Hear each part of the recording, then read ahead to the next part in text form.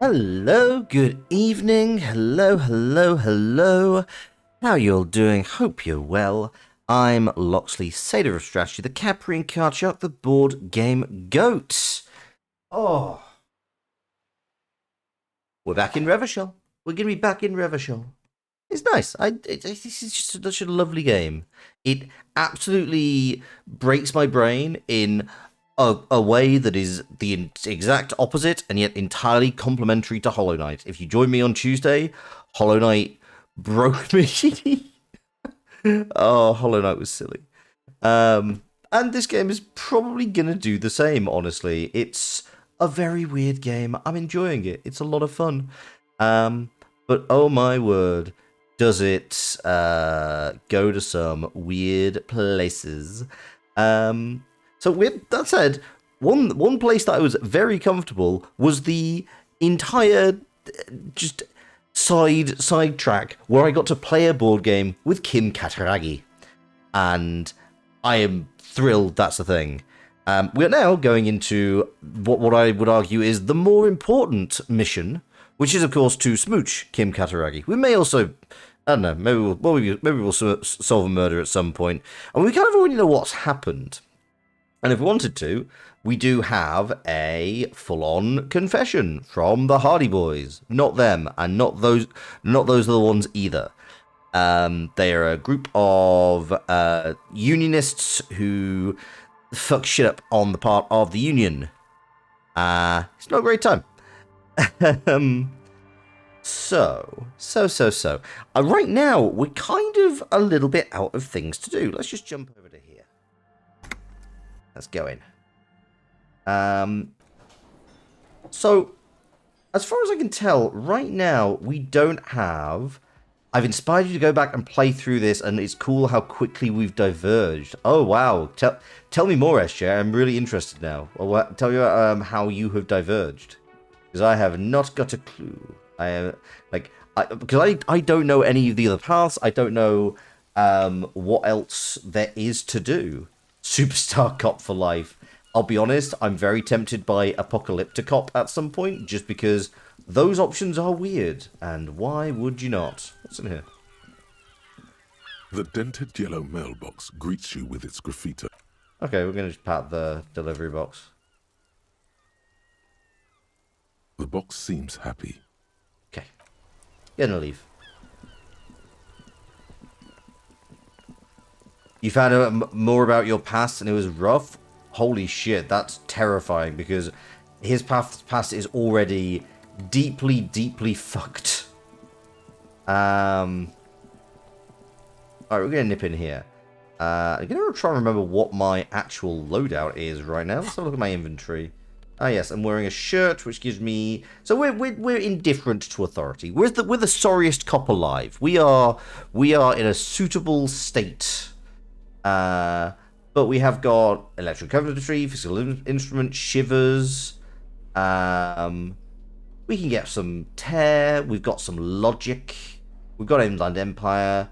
I'll be honest, the half-light, maybe I'll get something else for that.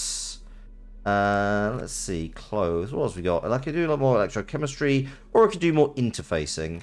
Yeah, why not? Go for it. Have the yellow gloves on. Yeah, more yellow gardening gloves. I look absolutely amazing. Half-Light just keeps making me threaten to punch people, so I'm just kind of like, maybe not. Maybe not. Such a look, I know. I'm like, maybe we'll go back to drama, because, I don't know, I'm enjoying drama. My drama is like my key skill.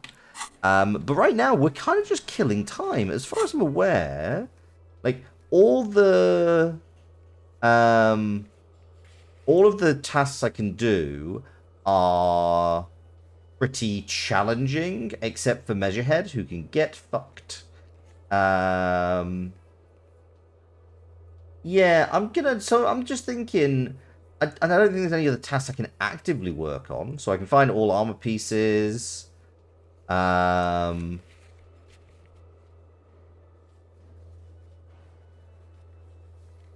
Okay, so get boost off victim's feet. Have I opened the ledger? That is what we're going to start with. I'm going to try opening the ledger.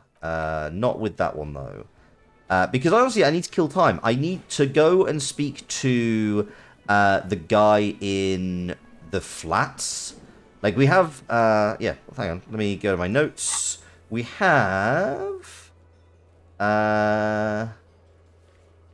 not this one. Where is it? Smoker on the balcony. Yes, here we go. I need to visit apartment 28 sometime after 9 p.m. to see if anybody's home. And one of the way it mentions is good to actually find out if to pass time is just to read. So we have some things we can read. Amongst them, the ledger.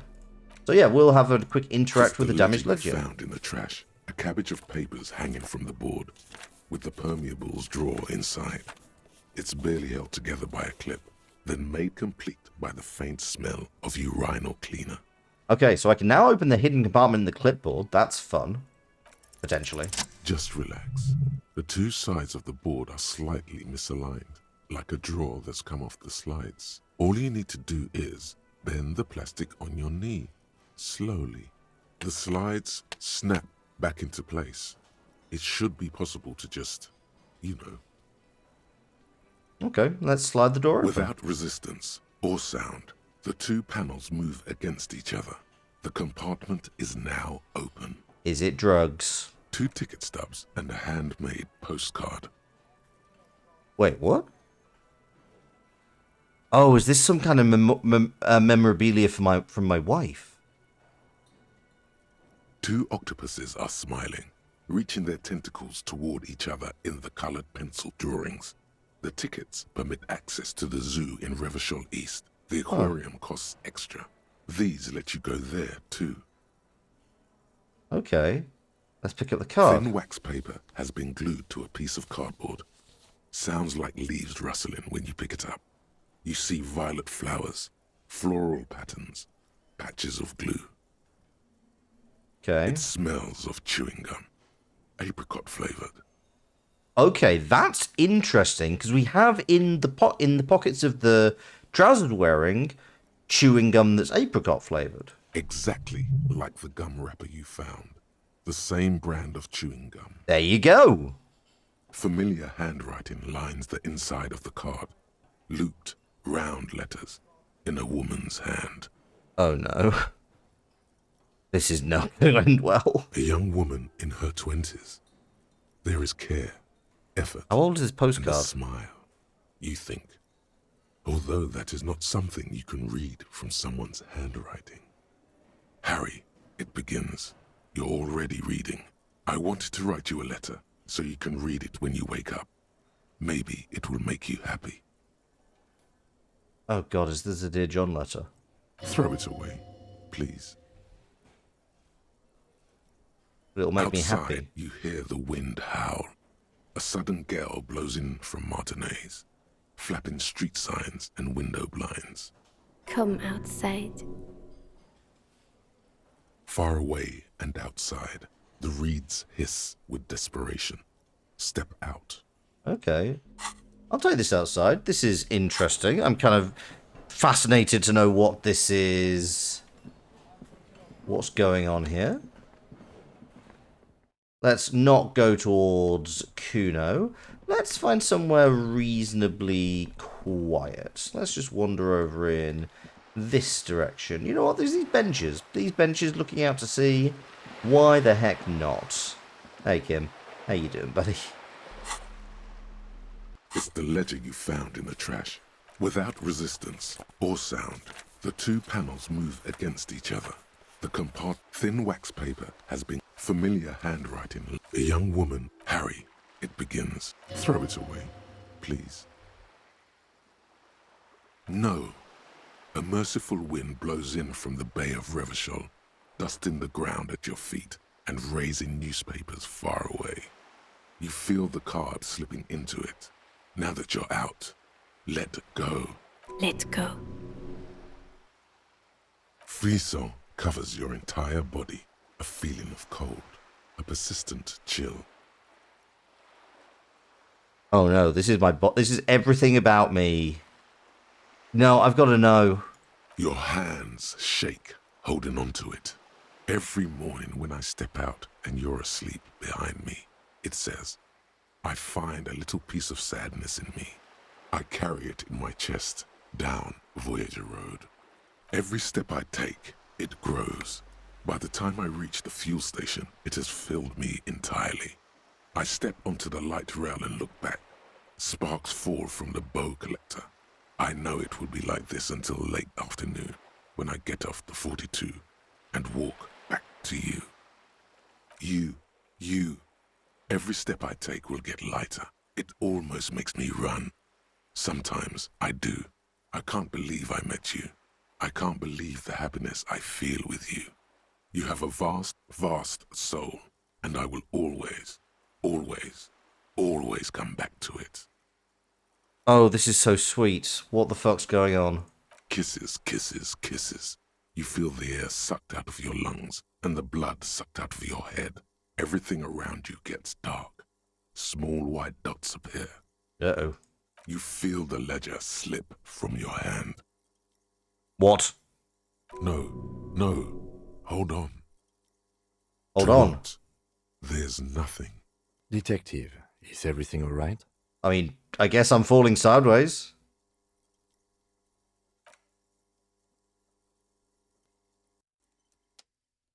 Um.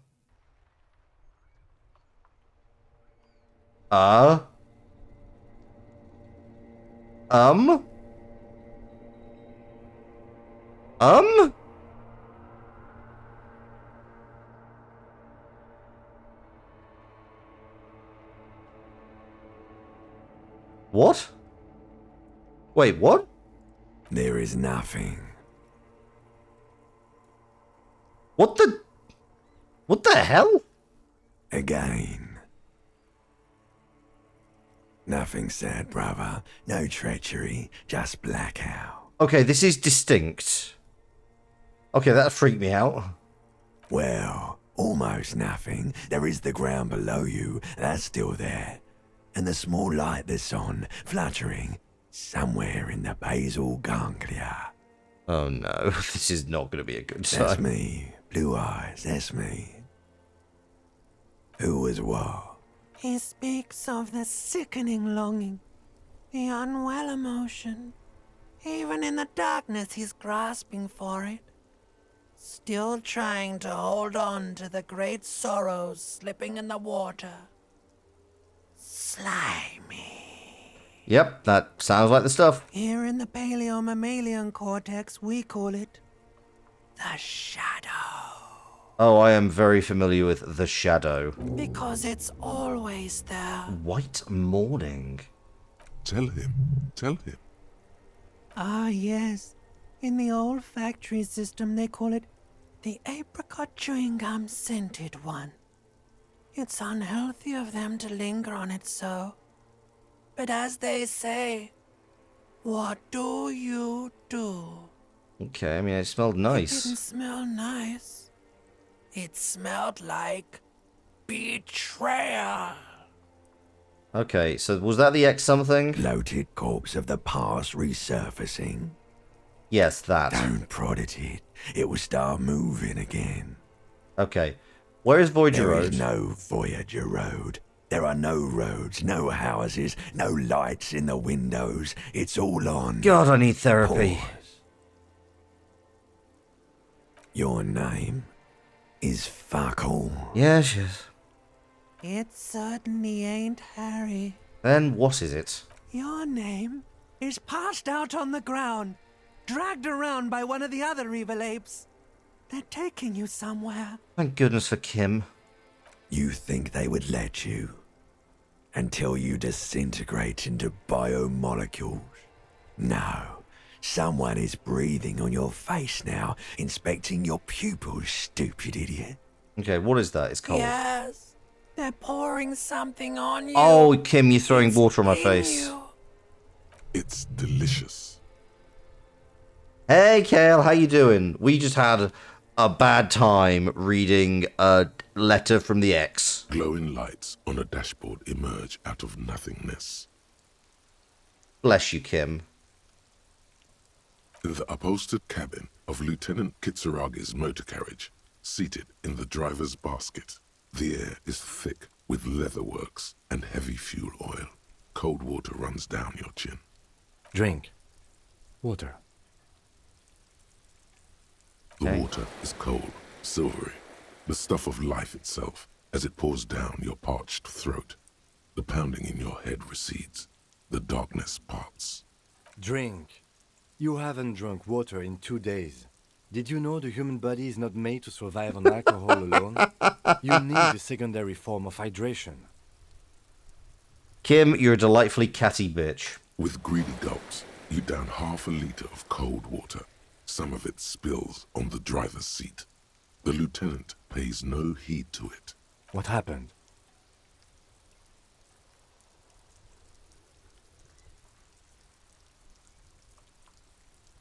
You were reading your paperwork. Then you passed out. I carried you to my kinema to take you to a hospital. Then you came to. Bless this man. 10 minutes, maybe. Yeah, I came in contact with the burnt-out ruins of the past, Lieutenant. That does sometimes happen. He replies with such understanding, it's as if the burnt-out ruins of the past were an occupational hazard. Athlete's foot for cops. Oh, there's a truth in there. You dropped these. Are you okay to proceed? This part just is so fucking sad. Yeah. Let's solve the case. Good. The Ledger of Failure and Hatred is a special item that can be used both as an interactable and a tool equipped in your held slot for skill bonuses. Find it under the Tools tab in your inventory. Oh, good. I'm so glad I have the Ledger of Failure and Hatred.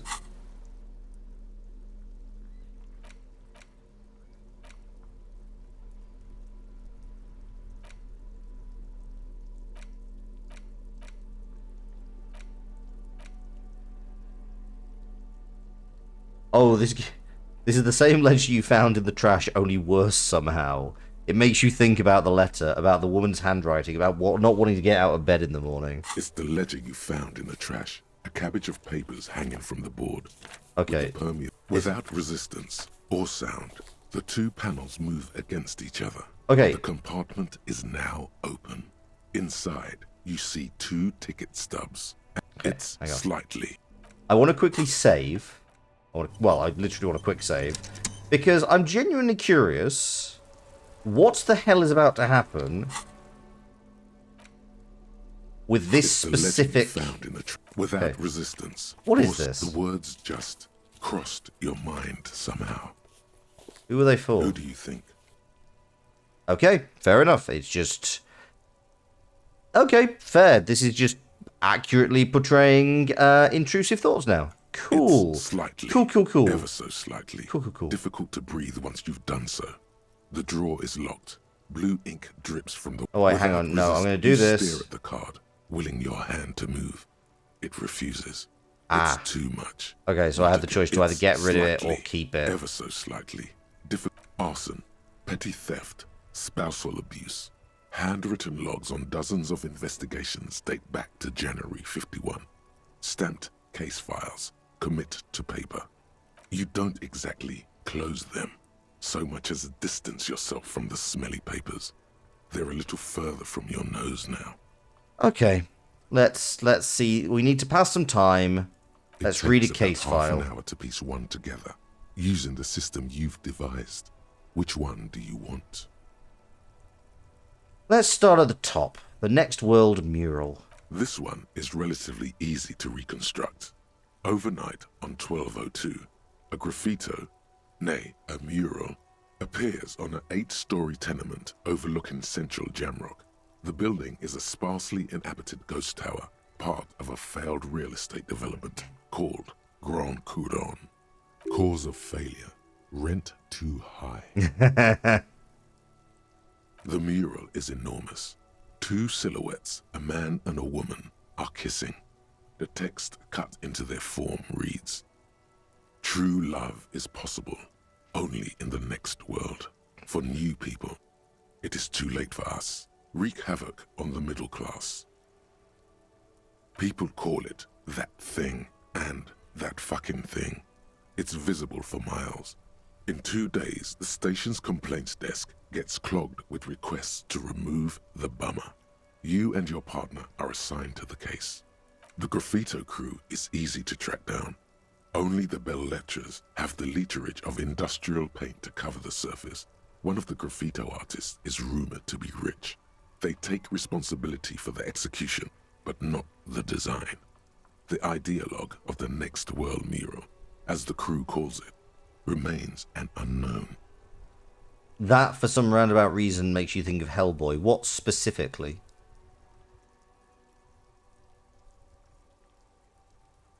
Do I ever find out who came up with it? The case files do not show you finding the author of the design. Read on. The crew agrees to clean up after themselves. However, your partner, JV, is against the removal, citing public support for conservation. This leads to a debate in Precinct 41, which then spreads to the streets of Jamrock, ending in a rare plebiscite organized by you and the rest of Row 3. I'd never known how to pronounce the word plebiscite. I assumed it was something, it was like plebiscite, or something like, Greek Roman pronunciation. The 9,000 people subjected to the mural's message, all of Lakeside, Central Jamrock, and Villalobos, plus half of the eminent domain, participate in the vote. Although the case begins with what appears to be a lot of rambling on the streets as to how juvenile and stupid the mural is, given a choice between 2 options. Remove the mural, it is wrong. Keep the mural, it is right. A plebiscite is just a public vote.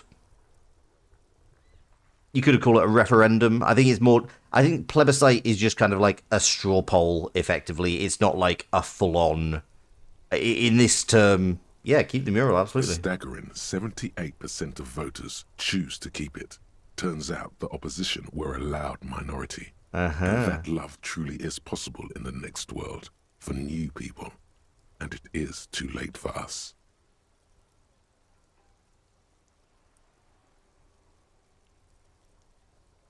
All that remains is to wreak havoc on the middle class. In any case, it appears to have been a rare case of civil activity in the quarter, and agreement as well.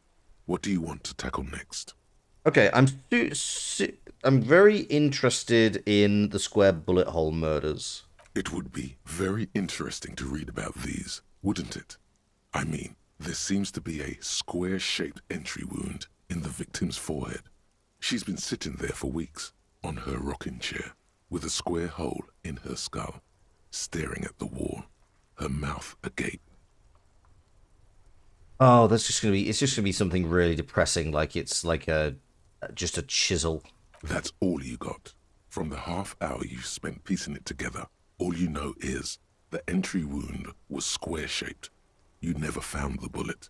And then another body showed up, also with a square hole in his forehead. Who knows? Those pages are missing. What next? Don't worry. One day. One day? One day you may still catch the man with the square gun. Interesting. Okay, what was this unexpected location the couch was in? Some assholes brought their couch outside and hung out on it. In the middle of the street, on the roof, on the hillside by the motorway. You know, at an unexpected location. They were young, and they thought they looked cool on it. Right? Yeah, metal railroad spike. That would make sense. I guess it depends whether we identified it as being like... Because they only mentioned an entry wound, and an exit wound. You'd expect an exit wound if it was a high-velocity bullet. I mean... Weird. I have no idea. I don't know, like... Who the fuck... Why was this escalated to the police? They look really cool. Yeah, I'm sure they did. Like, they probably just looked like assholes. Could have been a railgun. True.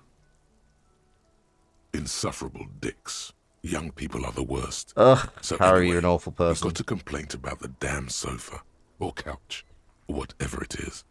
They were leaving it out in all these unexpected and whimsical locations.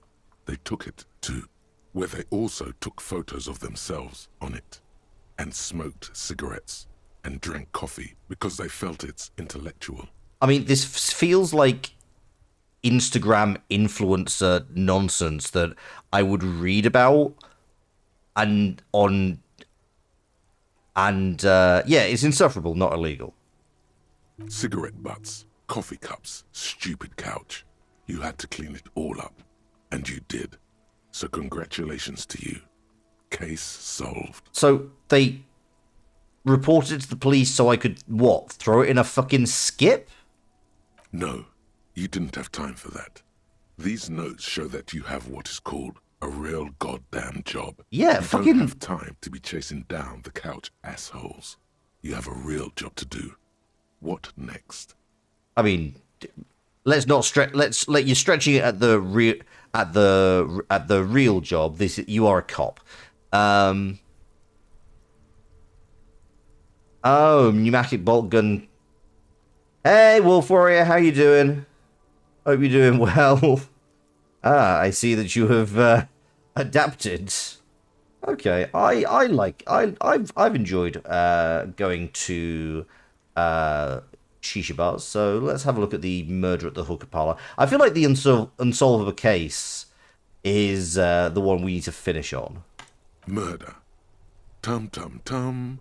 At the hookah parlor was a case originally assigned to an officer called Joseph Mills, who is now dead, of circumstances completely unconnected to murder at the hookah parlor. You can hear the voice actor desperately trying not to say the word hookah. He's really stressing the hookah because there is no distinction. There is usually no distinction in British English between those two words. Beaten to death by a throng of Villalobos gang members when him and his Jeez. partner JM, only initials mentioned, answered a call one night. It's a sad story, and it isn't really represented in your case files. Stop stalling and get to the murder at the hookah parlor. Joseph Mills was on this case that he just couldn't solve. Was doing it solo. Said it was a real nutcracker, a real brain twister. Was on it for, like, a month. The captain got impatient. Shit or get off the pot, Mills. Mm-hmm. Mills didn't get off the pot. Not yet. He kept at it for a couple of weeks more, racking his brains, running with every theory, as outlandish as they seemed. Still couldn't solve the murder at the hookah parlor. Tough case, he said. Toughest he's ever had. Okay, I mean, seems like you're getting diminishing returns. Also, thank you for the hug, Wolf Warrior. That's very kind of you. Welcome in, welcome in. Hope you're doing well. Hope things are going well. Yeah, was he a good cop or was he... No, he was awful. Awful sense of humor, too. The worst jokes you've ever heard. Really rapey. Still, Ooh. he'd been on it for months now. Said it was the final case. Said it was uncrackable. That murderer vanished into thin air. That goddamn hookah parlor was all he talked about. So he was not a very good cop and sat on a case for months. Okay, so the case is handed to you because Mills isn't getting anywhere, and you look into it. Here's the setup. A young man is found dead in a hookah parlor. You know, those places where you go and smoke bubblegum-flavored vapor all day.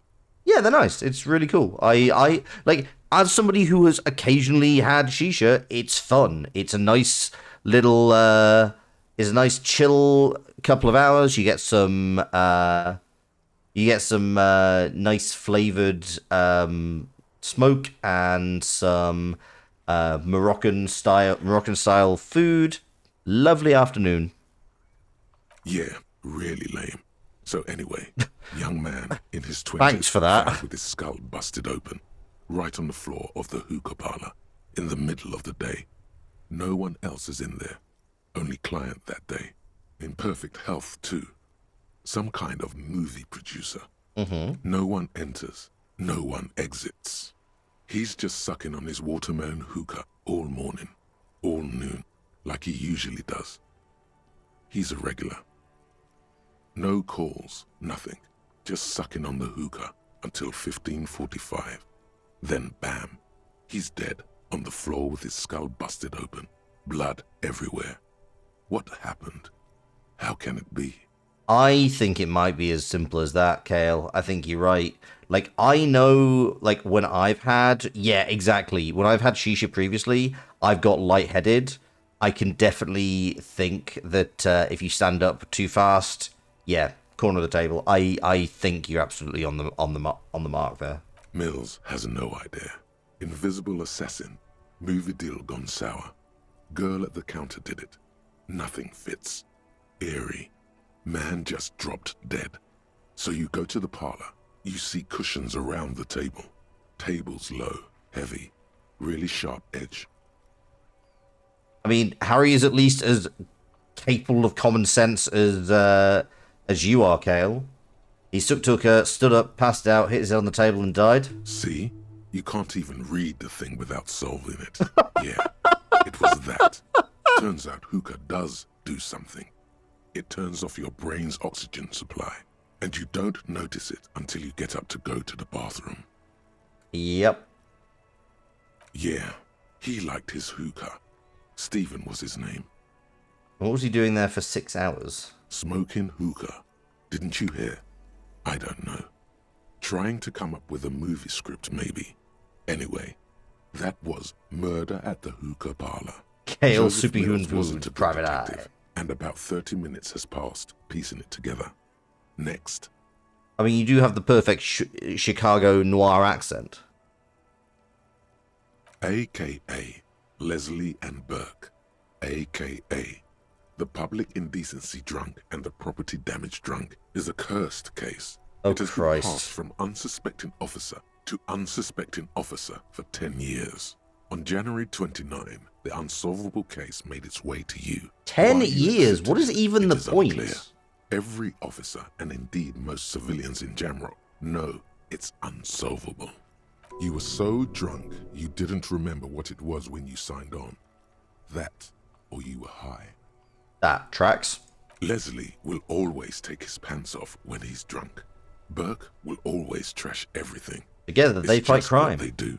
It is their nature. You cannot change the nature of a man. And you can't lock them away because public indecency and small-scale property damage are not punishable by incarceration. Yeah, what is the point of... I mean, ultimately, what would the point be? The only way for Leslie to stop flashing his genitals to bypassers and for Burke to stop dismantling signage and rear-view mirrors would be for them to stop drinking alcohol, which, in their 40s or 50s, it's hard to tell because of their distorted features, is a medical improbability on par with you ceasing to produce the expression. I mean, I'll be perfectly honest, it sounds like these guys probably just needed some form of support and outlet. Probably some therapy. But I'm guessing that is not really an option in this hell world. It's not even necessarily just stopping drinking alcohol, which would probably help, to be fair, but also you need support to do that if it's a kind of chemical dependency. And you also need support with your mental health, which it sounds like this is a reaction to. Carry on. Threatening, fines, dragging them to the station, locking them up in the hellholes they live in, locking them up in the station, hypnotherapy, even trying to get the local gang of Zemyaki to take them out. The Zemyaki gave them ethanol, so Burke and Leslie would expose and rampage even harder. You tried it all, and still the complaints wouldn't stop, as they hadn't stopped for 10 years. Give the men a productive outlet and support structure. Yes, absolutely. I mean, it sounds like you did like a really shit job, and the only type of therapy you gave them was like, I don't know. Is hypnotherapy an actual verifiable thing? I have no idea. Is it actually a real thing, or is it just efficacy? Hang on, sorry. 2003 meta-analysis on the efficacy of hypnotherapy concluded the efficacy of hypnosis is not verified for a considerable part of the spectrum of psychotherapeutic practice. Can be used for successful for anxiety reduction though, so you know, murky at best. Yeah, they did a cop job. Yeah, that does sound like It's it. plain to see from the files that you, Satellite Officer JV, and Special Consultant TH had more important cases to attend to. You uncover cross-reference to several ongoing investigations, each brought to a standstill every time you drive down Main Street. Because there they are, on the corner of Perdition. And what is Leslie doing? Hang on, which one was Leslie? Yeah, Leslie was doing public indecency. Good, you're learning. If the files are to be trusted, that's all there is to it. That and Burke breaking things, and the fact that they're both drunk. But then again, so are you. The case becomes considerably less comic one day, when Burke takes a swing at your ledger. Jeez. He must have it confused with the property he likes to damage. But the joke's on him. You're drunk out of your mind on potent Pilsner. You slam the hardened plastic board in his face. Then you proceed to beat him unconscious with it. So I've continued doing the cop job. Works the same way CBT does. It's meant to alter patterns of thinking. Yeah, I get that. I don't know. I feel like CBT has a little bit more backing to it. Otherwise, it would not be as widely recommended on things like the NHS. For your clearance investigation, you had to attest that you had never undergone hypnosis. Fascinating. In the process, the ledger sustains damage. The compartment within, reserved for permeable documents, is jammed shut. You stop your assault on the now unconscious Burke to open it, but are unable to do so. The officer began to cry, reports Leslie, who, at this point, is tending to Burke. He came at us, and at us. I think he was trying to kill Burko.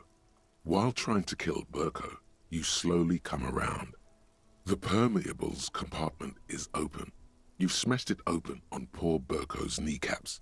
The good news is, Burke can't walk anymore. Fuck's sake. You can't hear CBT and not chuckle? Yeah, that is understandable. It is an acronym that has been overused. CBT has some use, but as far as you know, it's largely so popular because it's easily replicable, does not require extensive training, and is cheap. Yeah, that'll do it. Can't get out of his apartment. An invalid. Jesus. With Burke to tend to, Leslie cuts back on the indecent exposure. Maybe he flashes his genitals to Burke. Who knows? But both drunks are off the street. The complaints stop. The unsolvable case is solved. No, I know it's because I know specifically what meaning you're alluding to, SJ. Don't worry, I got that. But yeah, it's like I am also aware that it's like I think there's like there's certified bicycle training you can do. Which is also why the officer responsible narrowly escapes a disciplinary hearing. The end. Do you want to read another one? No. Not much has changed in the meanwhile. A bunch of sodden papers still sags from the clipboard. Well, that was unpleasant.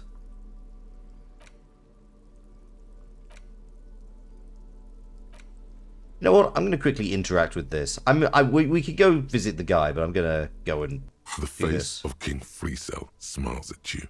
For some reason, the smile now strikes you as more forced than it did before. Yeah, Amnesia Harry was better than old Harry. Agreed. We're correct to not want to remember our life. I really do seem to be fucking up this guy by probing into it. Comrade, as you know, this journal takes its name from Mazov's immortal expression, Du cristal à la fumée. This was his way of describing the way the rigid, crystalline structures of capitalist ideology turn to smoke under communism. From crystal to the foot to smoke. But, like the structures of capitalist ideology, we too are at risk of going à la fumée, unlike many publications which are content to spoon-feed their readers reassuring drivel. La Fumée is committed to telling the radical truth, even when that truth may drive away potential subscribers. You think that the best way to be someone different is to know what you were and see it clearly? It's true. Like, I guess being horrified at your previous actions does show that you're capable of truth. Capable of change. Only 4 issues in, and it sounds like they've already alienated their readership. It's a very good point. So please, if you value our radical Mazovian perspective on contemporary politics, culture, and international affairs, please consider subscribing today. Yours in struggle, the editors. What do you expect? It was laying around the office of the Debarders Union. They're probably bankrolling the thing.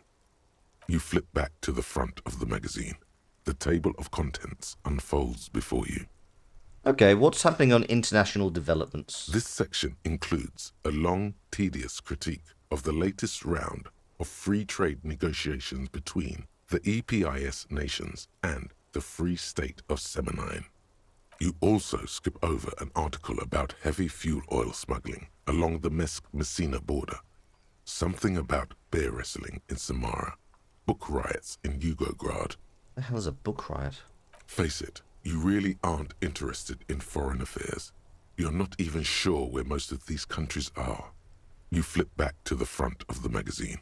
The table of It takes a moment, but gradually it dawns on you that Kunst und Kultur must mean arts and culture. That is correct. It is German.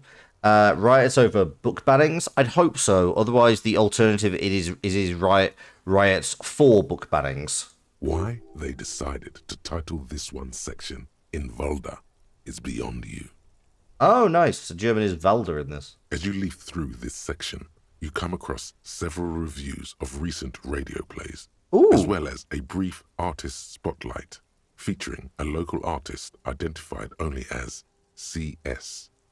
Don't recognize the initials. The main feature, though, is a long essay titled Tip Top Tourney, a critical Mazovian perspective.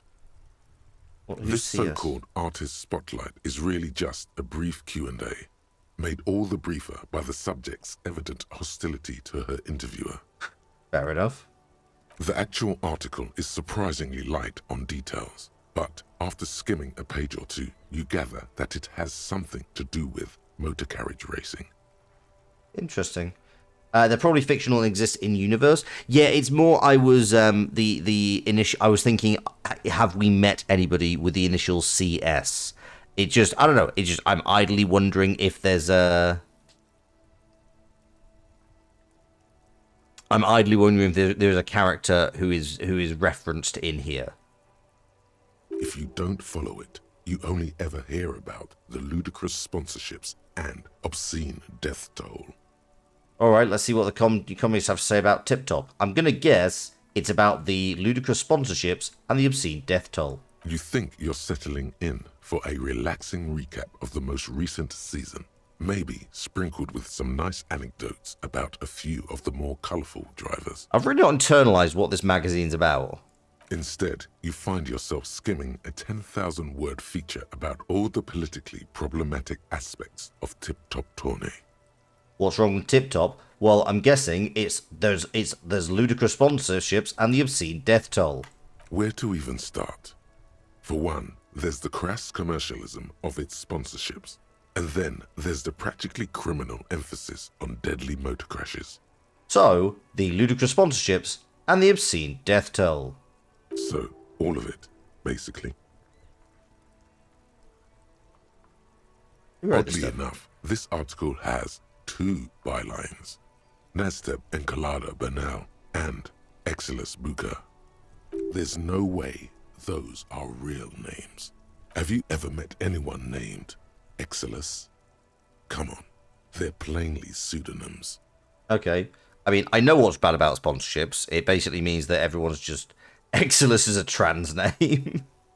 Under capitalism, the article says, every pursuit has its price. Every pleasure, even one as elemental as the joy of racing others around a track, is reduced to an advertising opportunity. It's true. There are definitely issues with the amount of sponsorship. Also, it just means that people are often advertising things they don't necessarily want to be associated with. Thus, the so-called tourney becomes a competition between increasingly meaningless brand signifiers. Your discount laundry detergent racing against a pack of Astra cigarettes, or even a Fritta. And that precisely is what's problematic about it. Were it not for the promise of random, spectacular violence, audiences would quickly lose interest. I feel like there's an element of... this is also an accusation that's been leveled against things like hockey. At the end of the day, it's the destruction of these 750,000 real races that you're really watching for.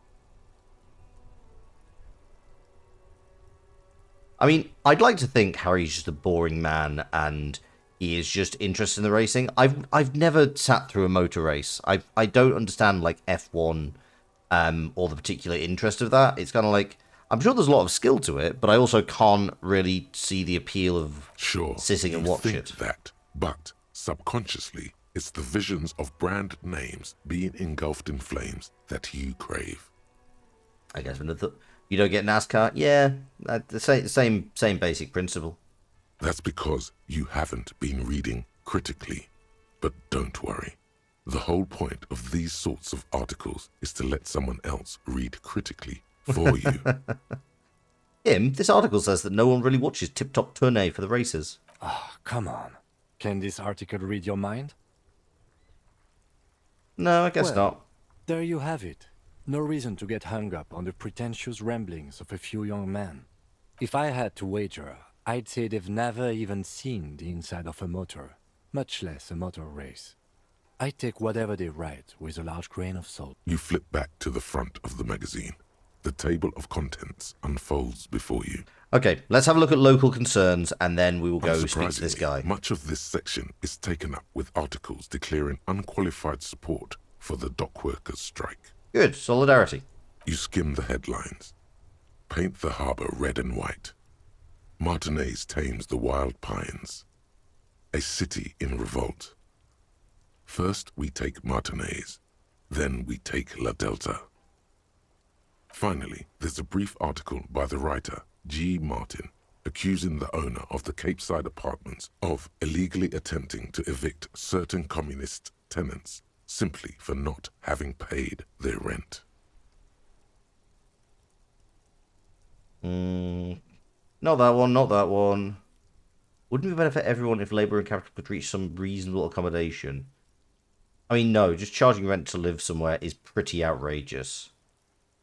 The writer G. Martin remarks dryly that capitalists love wealth redistribution, so long as it's only redistributed upward. It's true, the rentiers have been bleeding you dry. You really ought to find your own place one of these days. You flip back to the front of the magazine. Okay, let's go chat with this guy. I'm gonna...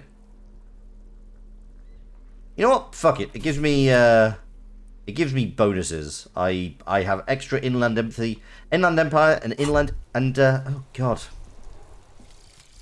The precarious world. How not to lose? It is impossible not to. The world is balanced on the edge of a knife. It's a game of frayed nerves. You're pushed on by numbers and punitive measures, pain, rejection, and unpaid bills.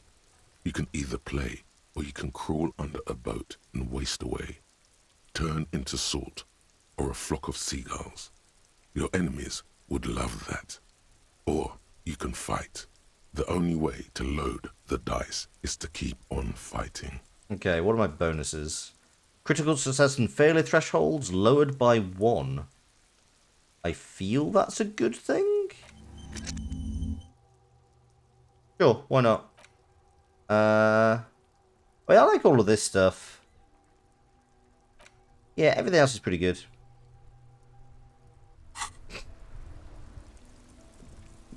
What else do I have to have in my thought catalogue? White Morning just came in. Little guy gets further and further away. You see yourself from above. You're passed out on the blue tiles of the hotel floor room. Even from this distance, you can see your eyelids flutter at the mention of what? A green-white object, letting out its sweet smell like a lily of the valley. The little man's forgotten its name, and he still remembers the feeling. And look, he moves. If the feeling animates him, he instinctively reaches for the feeling's best friend, a bottle of Commodore Red. He puts on his disco clothes and gets smaller and smaller. Win big and lose big? Yeah, I guess. Alright, let's run around here.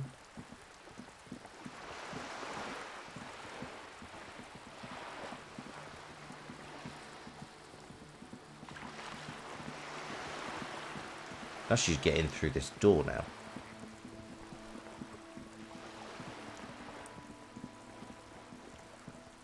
So I just have a key.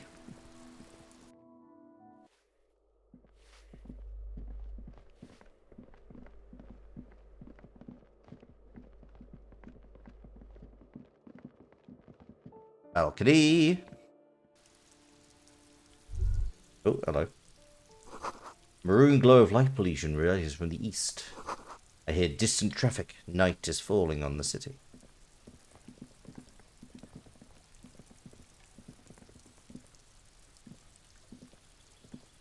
You alright, fella?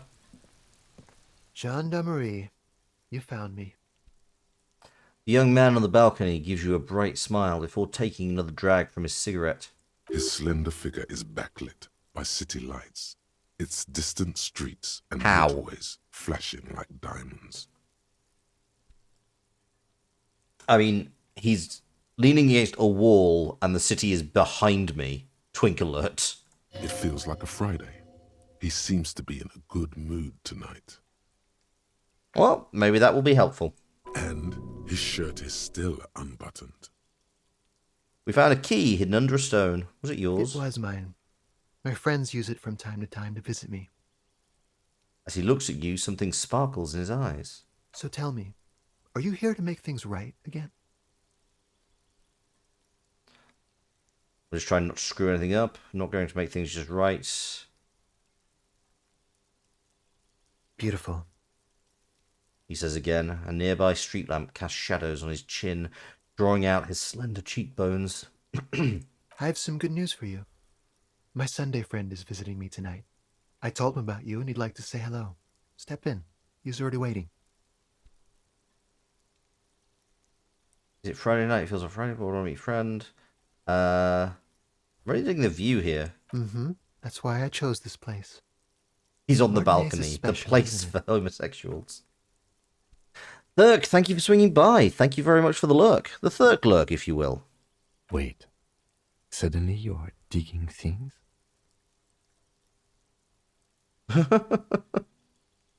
Is it Friday tonight? It feels like Yeah, Friday. it does feel like the end of the week. Such gentle weather. Even the rain feels nice. Okay. I'll talk to your friend, but I want to talk to you. That's nice, but I don't have anything to tell you. It's my friend you're looking for, not me. Okay, where are we going with this? He takes another drag of his unfiltered cigarette and looks around. It's getting dark and the neighboring windows have lit up one by one.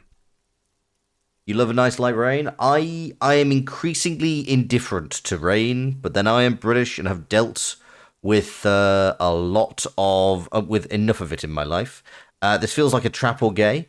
I'm pretty sure it's gay. I think meeting the Sunday friend is a requisite for smooching Kim. Downstairs, a cat crosses the yard, disappearing into the bush. We have you for about 20 minutes while the melatonin kicks in. Oh, I hope it is doing its job. Besides, I've got to run. He's going to leave you alone again. That's sad. To the city. It's a beautiful night. A man on high heels stumbles out of a basement club, music blasting over the entire district. It's chilly, and as the chemicals hit his nervous system, 1,000 shivers ripple through his body. Only if you promise we'll talk again. It's important. Something flutters in the corner of the lieutenant's mouth as you're saying those words. Hello? We'll talk. Just not tonight. Take care, all right? I have a skill point.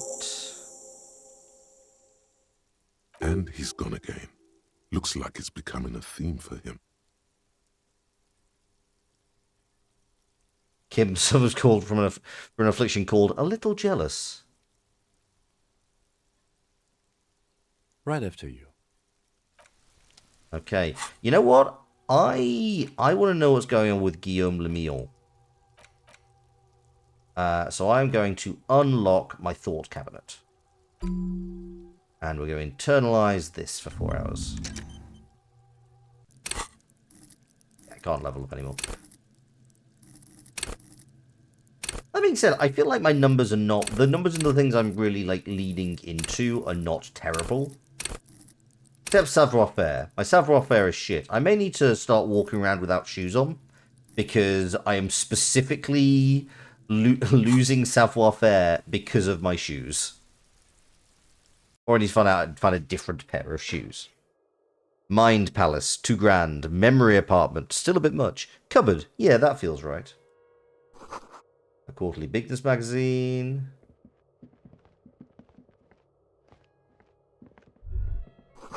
An old photo of the same apartment dated year 01.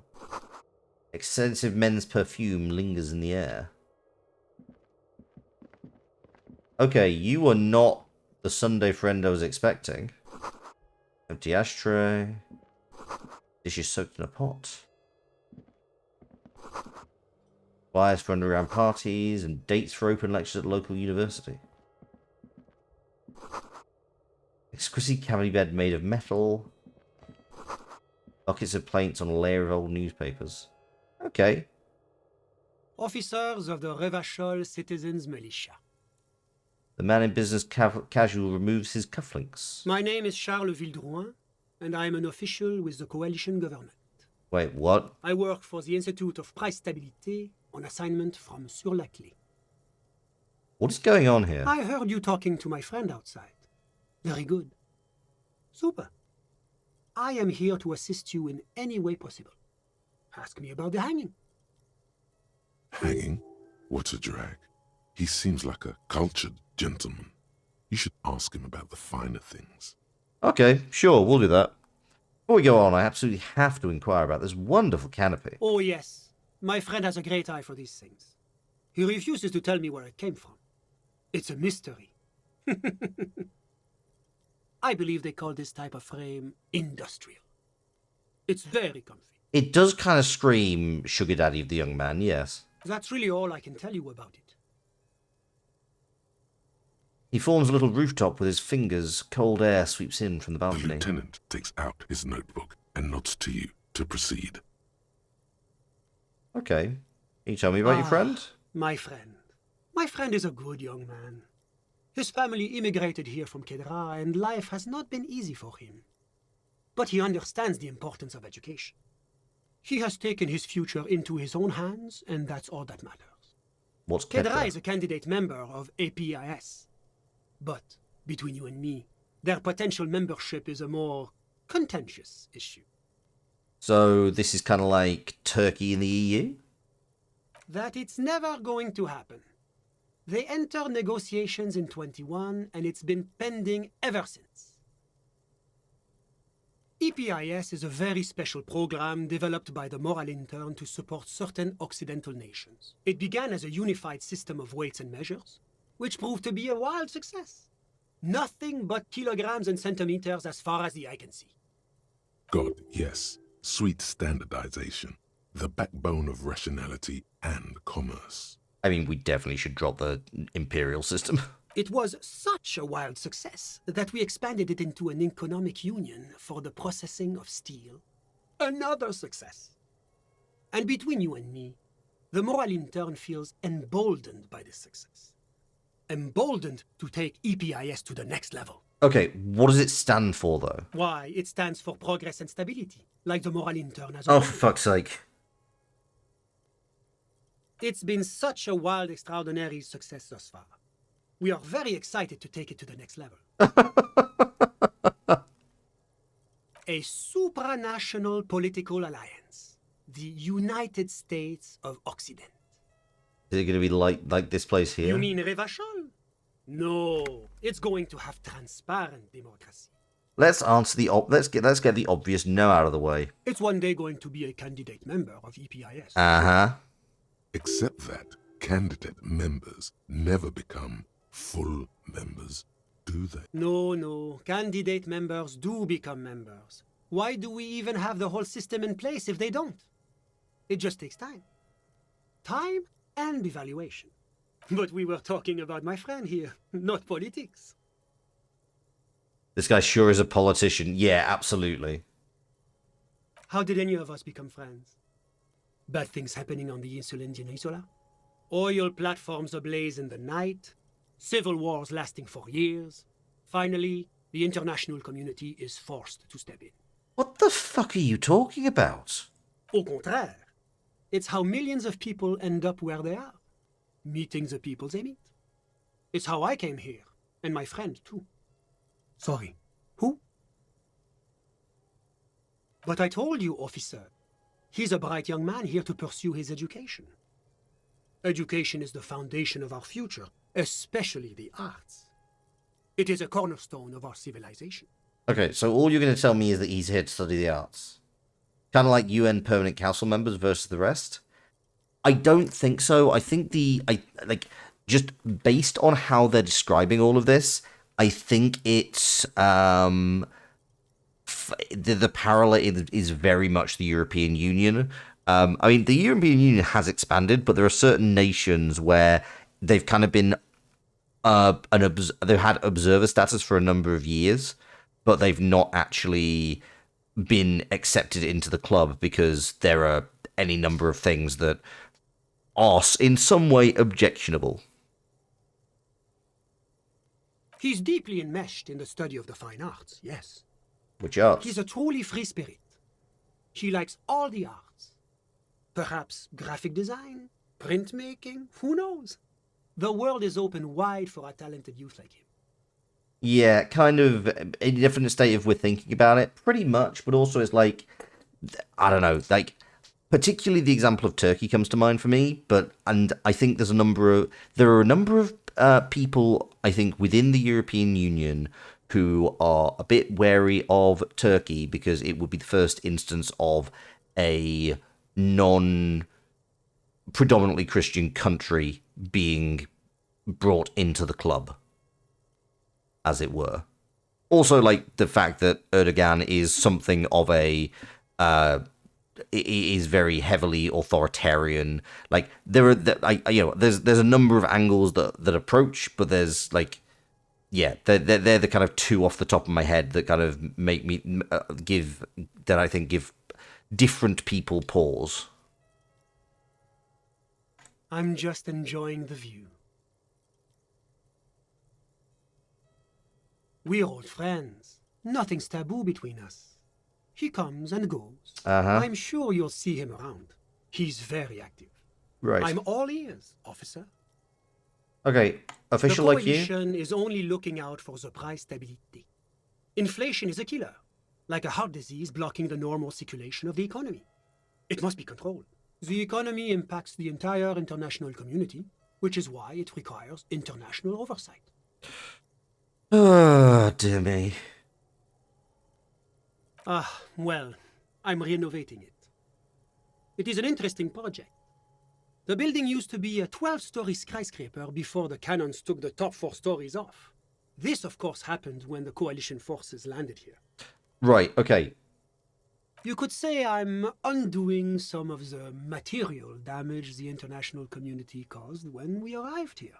Okay, what is this international La community? communauté internationale is what Revacholians colloquially call the coalition. In other words, the nations that stopped the disaster of the revolution. Quote-unquote disaster. Your employer, technically speaking. The governing authority of Revachol.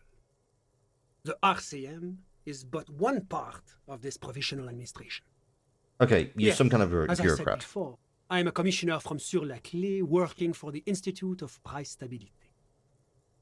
This is one of the main projects of the Moral Inter.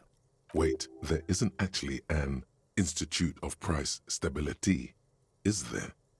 Or maybe there is. God, It's impossible to understand whether someone from the moral intern is joking or not. They are deeply tedious. It is the most important thing. It's the central goal of any sound monetary policy. Right, Jesus. Maintaining the price stability is essential to maintaining high levels of economic activity, which is essential for maintaining high levels of employment. That's actually bullshit.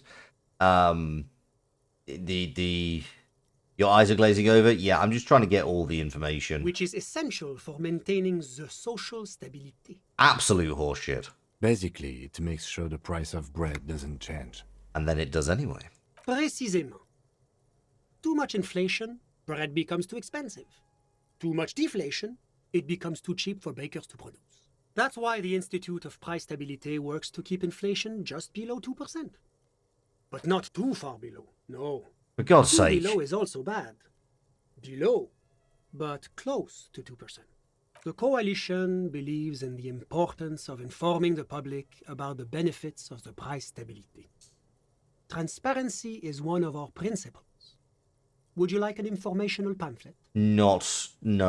A sound monetary policy is essential for addressing uncertainty. Stability is the raison d'être of the moral intern. It's the reason why I identify as a moralist. Cool, you're a boring centrist. We don't trust you. But oh, I don't have my leaflets on me today. That's too bad. You can always call our information line. Making information available is part of the moral intern's commitment to transparency. Of course it is. It's the International Organization for Moralists, hence Moralist International. The Institute of Price Stability is just one of its many mind babies, as is the coalition. Mind baby? What the f... So what I'm hearing is we're moral intern bitches. Doing one's job doesn't automatically make one anyone's bitch. Besides, there are more nefarious powers to work for than the moral intern. I mean, sure, but we're not the moral intern in charge, the fascists aren't. But of course, because moralists believe in a normal, stable world governed by democratic values.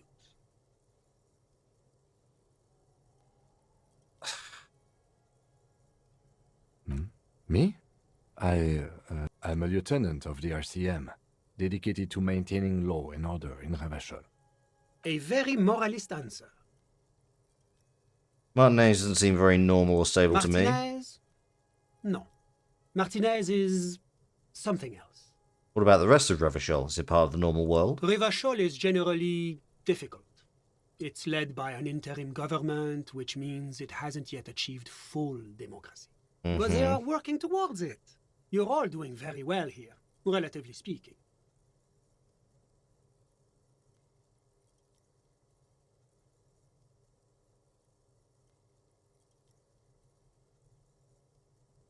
Like, every time I'm talking to people, I'm choosing option D, none of the above. Is that moralism?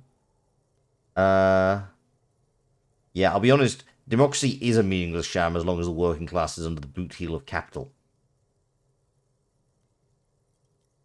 Also, moralism does sound incredibly boring. This one gives me XP. Of course, the detective's personal views do not represent the views of the RCM. Ah, my friend. But the lesson of the revolution is that communism does not work. Yeah, I mean, it does seem that it doesn't work because the coalition crushed it violently. Oh, yes. The big bad coalition crushed the revolution. Tell me, if the revolution was succeeding, would it have been crushed so easily? Possibly. I mean, realistically, if the revolution was succeeding, you might not have, like, a lot of people focused on combat. Are we really so bad for wanting compromise, peace, and prosperity on reasonable, achievable terms? Ask yourself that. Your reasonable, achievable terms were shelling a coastside town. Now, enough of this delightful political interlude. Was there anything else you wanted to ask? What's there to say? Sur-la-Clé is a modern, urbanized country that measures very high on the Human Development and Freedom Index. Mostly, though, it's known as the executive heart of EPIS. Moreover, it is a great sponsor of less emerged countries, Mm-hmm. Revachol is only one of its many darlings whose progress it supports and cherishes. Yeah. So you're this universe's France. We get it. This reminds me of when you used, if this man was recovering from an illness, how come I could kill him so easily? Yeah, pretty, very much that energy. This reminds me when you used to work in a clothing store with a guy whose sugar daddy was in charge of the entire funds allocation of a small branch of federal government and siphoned money off to sugar baby him. Ah. Yeah, that's definitely that energy. Darlings? That can't be an official designation. Okay, what makes Revachol Leclerc's darling? Because a great percentage of Revachol's culture hails from Sur-la-Clé. Its language, its people, its cuisine even. Or at least in the downtown La Delta area. Because Revachol used to be a colony of Sur-la-Clé, I'm guessing. Jamrock and other parts of the international zone have been mercifully spared of Sur-la-Clé's love for meatballs and mashed potatoes. Whatever you wish, officer. Okay, let's talk about the lynching. I'm sorry to say I did, officer. Okay, start from the beginning. Officer, it's very difficult to describe what I saw that night. It was so surreal to me, like in a play. Yes, well, having no actual beliefs does make it hard to conceive of things. He holds out his hands and blossoms his fingers, like a drama teacher setting the scene. This is like France trying to claim Haiti because they speak French. Yeah, very much that energy. What do you mean, like in a play? It was just so strange. I could barely comprehend what was happening. I was on the balcony when it happened, getting some fresh air. I remember that first they came in, carrying what looked like a body. And then I saw all the surrounding windows go dead, one by one. That's when I understood. I should not be seeing this. Sounds like the victim was unconscious, or at least incapacitated. Well done, detective. Who were they? Can you describe them? Gross calculus, if we ignore people and make the numbers right and the world is perfect. It is just absolutely, yeah. And unfortunately, it's just how we currently I couldn't exist. see their faces well, and there were quite a few of them. But they were very loud and very Martinez.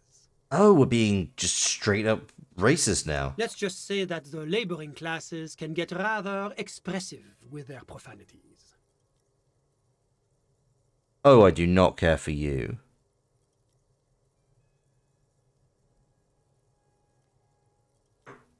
I couldn't tell you exactly. Less than 10. Maybe 8? I mean, you're just confirming stuff we already know. The lieutenant sends you a sharp look at the mention of that number. Were any of them huge? Like 200 kilograms huge? That's a giant you're describing.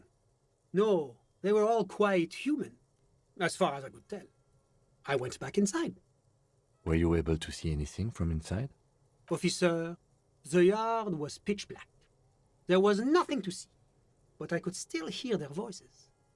They were threatening to kill that poor man. Did he respond? All men, I presume. But again, I couldn't see very clearly. I believe they were mostly white, though I believe I saw 2 Areopagites among them. And I am quite certain that one spoke with a Mesk accent. Right. Well, that's the strangest part, officer. Nothing happened. It was oddly quiet for a public lynching. Go on. Eventually, their shouts died down, and that was all. There were no gunshots, no celebratory shouts, no anything. And you didn't call the RCM because that would have put you in this place, and you had to work out your story. You're right, of course. That is what one is supposed to do in such circumstances. I was simply in shock.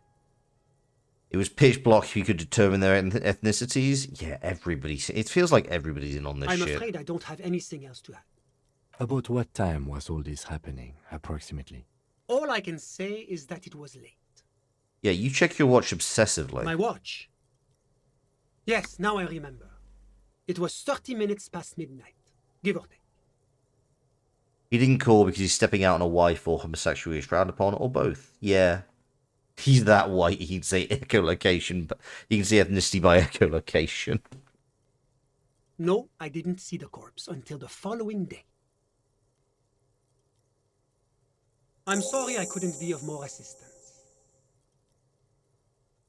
A moment, officer. Do you have everything you need from me? I'm afraid we won't have the chance to speak again once you leave.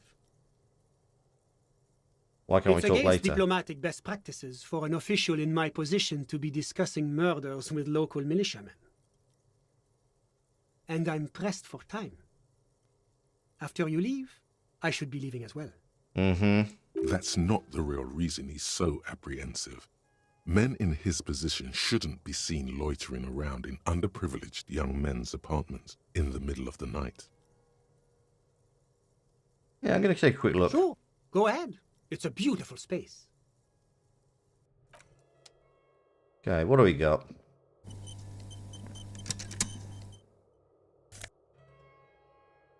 Ooh! Yoink!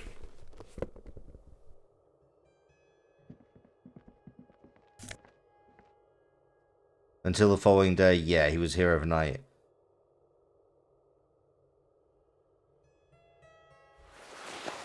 Oh, the Twink's one of those.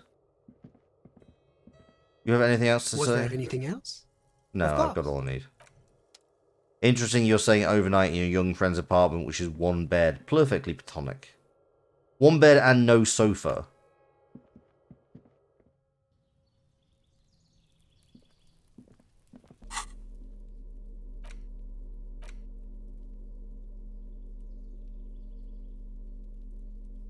A white guy who has just a little too much Japanese or whatever the equivalent here is memorabilia.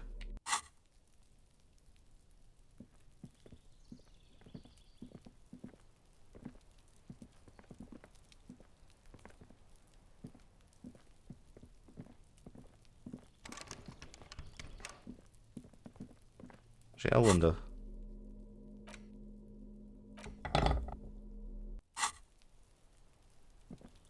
Seems like he comes with this dude when he travels. Maybe.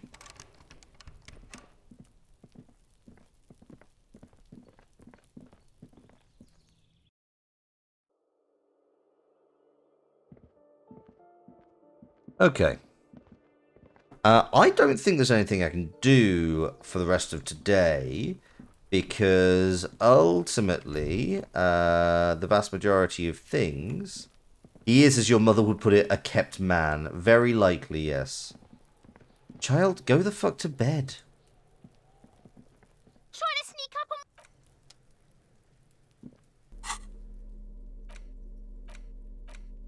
It's also midnight? Yes, it is. And that's done. Cool. It's probably a good... Who knows, when's the last time you drank water? Is that anything? Just an ordinary wall. Nothing to see here. Because you see it, finally. Oh, This wall is sublime. that was pop. Look at it. The shadows, the colors. Let the conceptual joy flow into your pupils and blossom into thoughts in your brain. All the other walls on all the other houses must make a pilgrimage in adoration of this, the uncontested pinnacle of wallcraft, color peeled from the very face of God. Okay, sure. O Wallfather, Oh, wall father? Him, I must paint this wall, add even more beauty to it. he sounds tired of it all. I mean, that's reasonable. Cindy the Skull has all the necessary materials. Talk to her. First, I know you're tired, Kim, but take another look at this wall. Draw nourishment from its beauty. Sure. Was that an all-father pun? Yes. I must talk to Cindy, get the necessary materials from her. If you must. Oh, bless you, Kim. You poor man. You do not deserve me.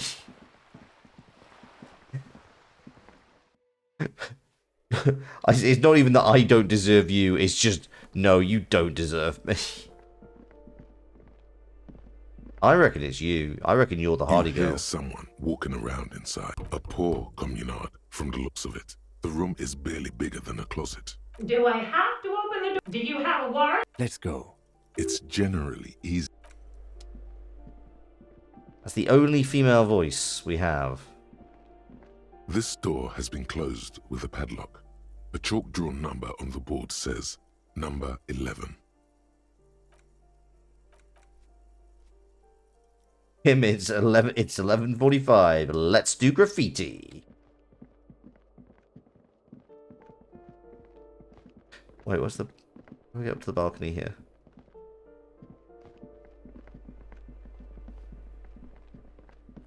There it is. Cop hours are over. It's time for crime. I'm guessing she's... No, she's awake. Fair enough. Hello again, officers. Have you come to admire my mural? Yes, I need some paint and your brush. What for? Well, if it's for art. But what kind of art are we talking about?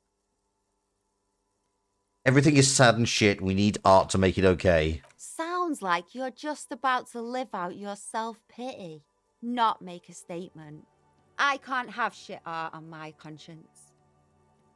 Crush a man's dreams like that. I hope you're happy. There, Piggy. I guess art just isn't really you. 'Cause you suck in life and in everything. Okay, fine. You won't tell us about the murder, but maybe you can tell us about the victim's missing armor. What do I care about some fucking tin eggshells? Isn't armor art for the body? Ugh, alright. Sad Piggy. I'll give you this one. I saw a little girl in the fishing village running around with military-grade handwear. Oh. Look cute as hell. If you haven't been there, the village is a shithole down the coast from the main plaza. Have a good time. Got it. Piggy, I have no idea why I just told you that.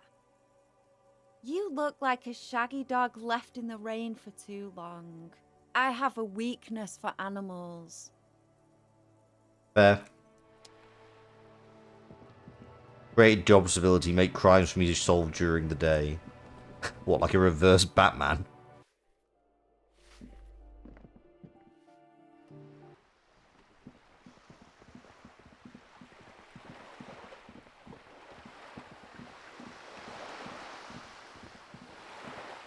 So hang on, let me... Yeah, so this will be the fishing village. So I can get there tomorrow. What is this cube?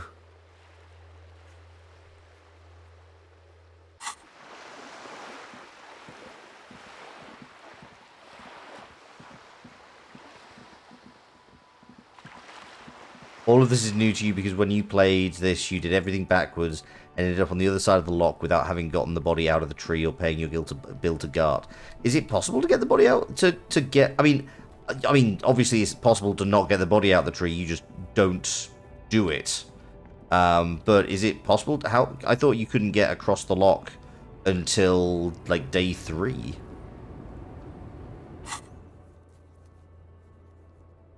No, seriously, what is this... Fucking... You do not remember? Why am I asking? Why do I ask you to do anything that requires you to have any degree of memory? I'll take it.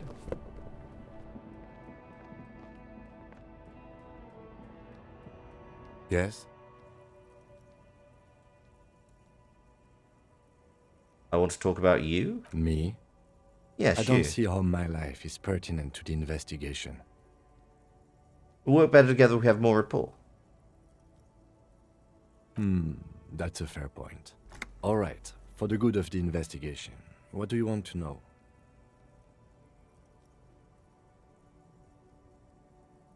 You ever talk What with do you yourself? mean? You know, when you're thinking, do you have conversations with your brain? I have no idea what... The lieutenant's conceptualization skills must be rather rudimentary. So you're saying your brain never just chimes in with advice or warnings? I can't say that it does, no. When I need to think, I just use my notebook. The lieutenant produces his small blue notebook and idly thumbs through a few pages. That's where his conversations with himself take place. We all have our different mediums. His is written. You're super lucid. yet psychedelic. You don't need office supplies to connect to your nervous system. You're special. Let me secret. Your brain sends the signal to your lips, but they refuse the order. Something is paralyzing them. You're pretty sure it has something to do with the lieutenant's eyebrow. Something the matter, detective? What's going on? It's like you're a puppet in his hands. The lieutenant relaxes his eyebrow. Why did the music and you just seem jump? to regain control of yourself. Good. Let's change the subject. Not sure why the music just went super... Okay, and now it's gone back down. Weird.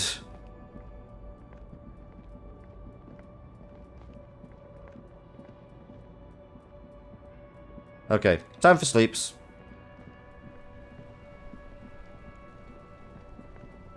Game moment. It's what I'm aiming for.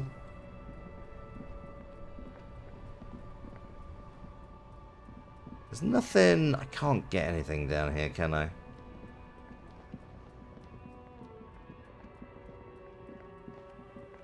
I want to know what the white cube is. Maybe it's just this bit.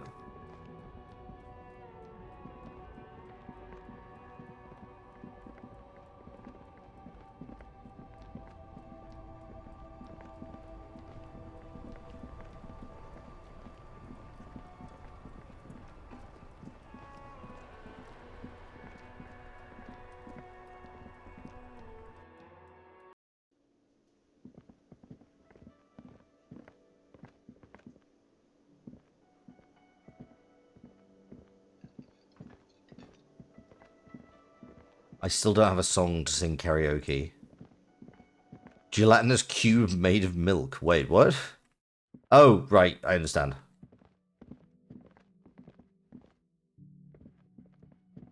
The door is closed.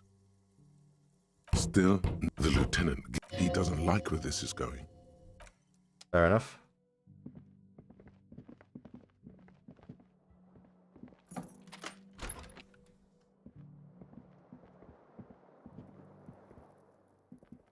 You want to have a... Okay, we're not talking about the case? Okay, fair. The bed is still cold from the broken window, and not too inviting. But it's yours. You've earned it. Go to sleep. The bed is still cold from the wind blowing in from the broken window. The mattress creaks as you close your eyes and try your hardest to fall asleep. Here we are again, my broken bud. The waves are coming, carrying you away. But you can't go. No, you have to stay. Always half aware of yourself. Who's this actor? It feels like he's, like, over, like, gripping, like, draped over my shoulders, whispering into my ear. You're not cooperating, brother man. It's your disgusting body. Even through your sleep, you feel a vague discomfort suffusing it.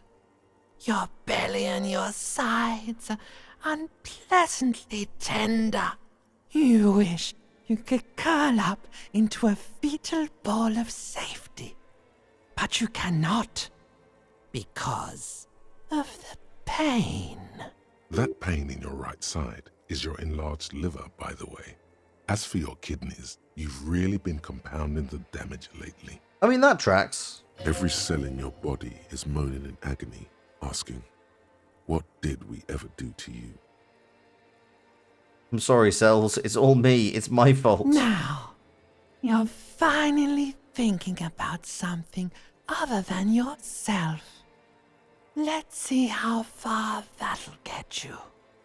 These are my just desserts. I will endure this pain with dignity. There's no dignity here. Only reflections of your body mass. Flashes of the day.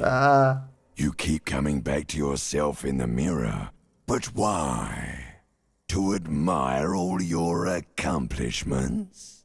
You're just stuck here, in the half-world. Could try looking at other people. Really looking. But why would you want to start doing that? You love ancient reptile voice brain. It's good. I will. I'm looking at other people all the time. I like them. Sure you do. They're all so friendly, aren't they? I mean, the guy at the pawn shop's nice. At least they're interesting. Each one has a process just like yours, running in the space between their ears, full of secrets. People are beautiful, statuesque, parodies and tragedies of themselves, a great democracy of creatures.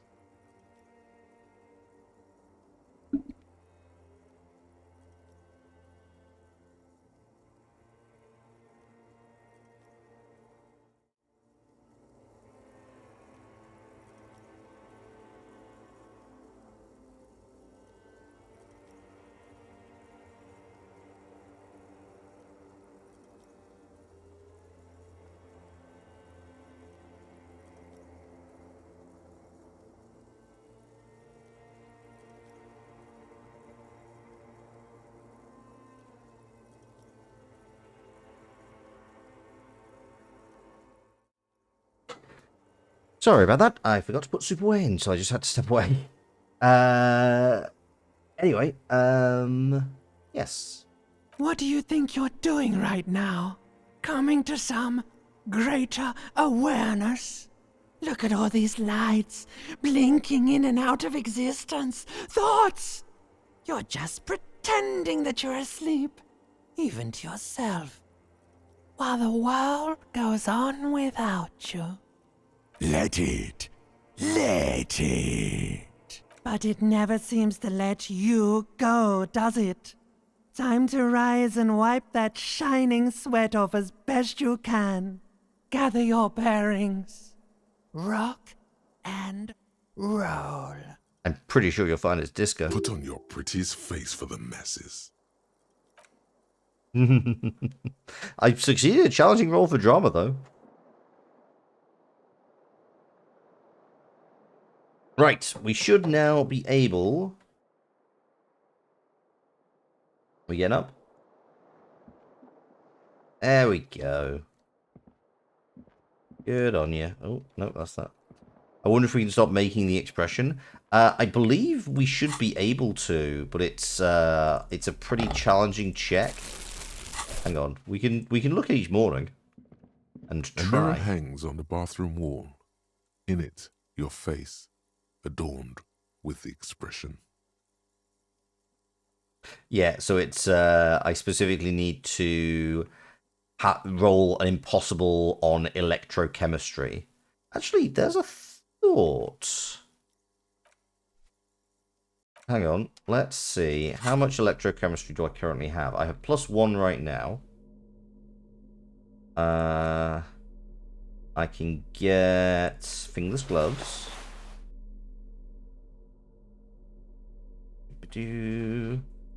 Electrochemistry. Oh, this is not a look. I already have our clothes hurting our electrochemistry. I'll look in a second. Electrochemistry. No, that's a plus. That's not actively. Right, I have everything that can make me improve. A mirror hangs on the bathroom wall. In it, your face, adorned with the expression. Okay, we got a 20% chance. Still not happening. It won't come off that easy. We made a try. Let's put the other stuff back on. Interfacing and the good pants. Oh, they were also electrochemistry. Fair enough. Cool.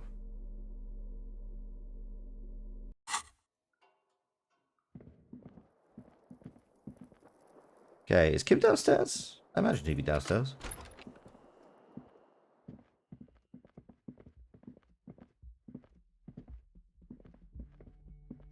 Pants give you drug knowing. Both pairs of pants I own give me drug knowing for no explicable reason. Uh-oh.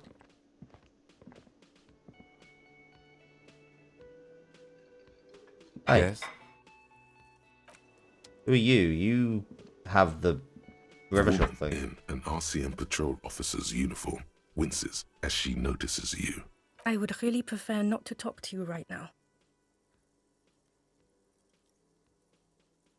I'm definitely not the cavalry. I don't know. I mean, why would I want to talk to you?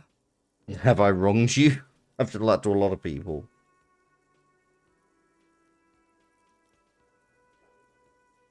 No, you haven't wronged me.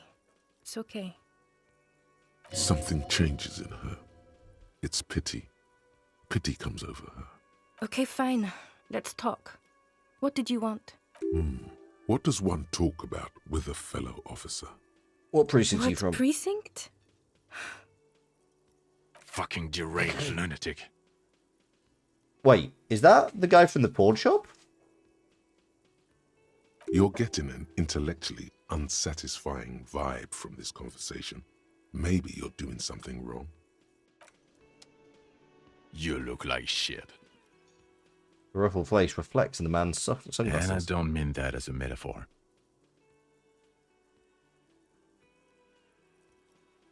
Oh, don't be so modest. We're looking at several months worth of damage here. Kind of a miracle you're still up and at it, to be honest. Yeah, that's true. Come on, Jean. It looks like it's been a rough week on him. It's not just this week. What do you want? There's something about this guy that matches with a face in your head. A similar but different face. He might be wearing a disguise.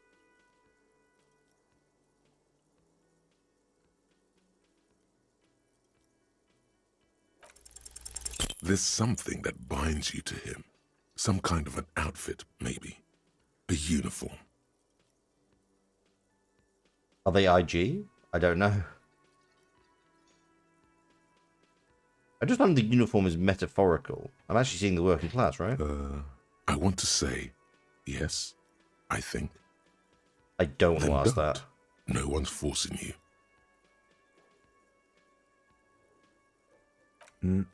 I'm not getting involved in this. I wonder. Yeah, I was thinking Inspector General or some kind of internal investigation.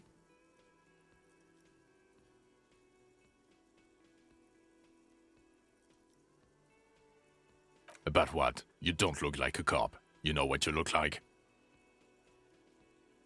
Man down on his luck. I'm trying to real hard here, man. Well, go solve your case then. That would count as trying hard. Watch out for yourself. That voice, so very familiar. Did you hear it when calling to your station and reporting your badge missing? Oh, really? I wonder where. I lost my badge recently when I called it in to report. You were there. That's the where you remember me from?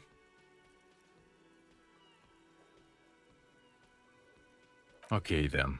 It's probably a coincidence. People sound alike. Goodbye.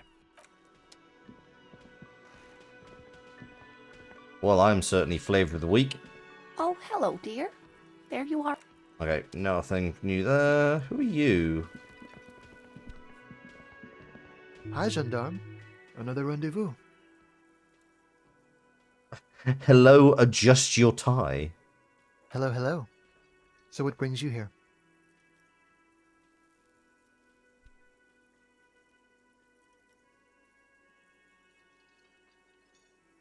What are you Admiring doing the here? atmosphere.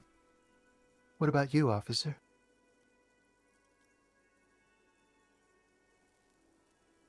This is where I'm going to go down in history. I'm going to sing karaoke. Really?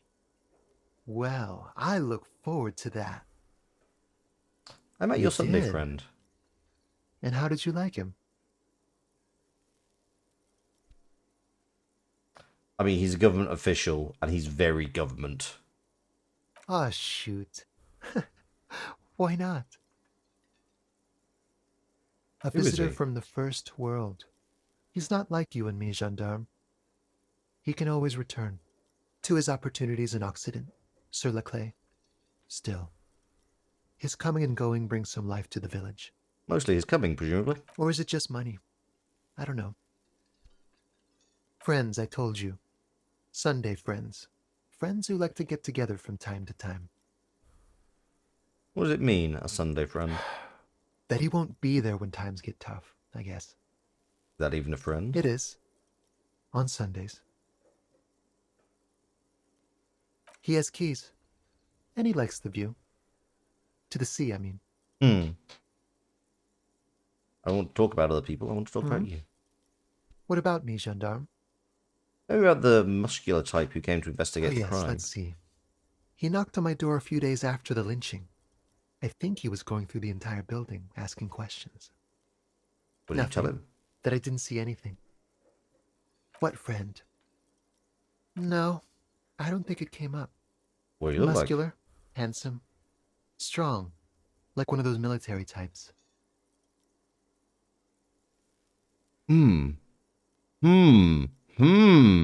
Muscular type. Military. Yes, but he was speaking to someone on his earpiece. Yes, you know those tiny speaker microphones that fancy security guards sometimes wear. It's the scab. Yeah, exactly. Same brain cell. Just reporting back whatever I was telling him. Oh, let me think. He had an accent. He sounded like one of those mercenaries. He sounded vaguely Oranese. No, not vaguely, scratch that. He sounded definitely Oranese. Sure. Anything else on your mind? What do I need? This is composure. Bye-bye, gendarme. I don't think... Okay, you know what? Fuck it. It's a white Hi check. again, gendarme. It's the sports. He's a sports guy, all about that physical prowess and athletic skill. Nothing else here. Bye-bye, gendarme. Okay. Do we think that's going to open up options with the scab?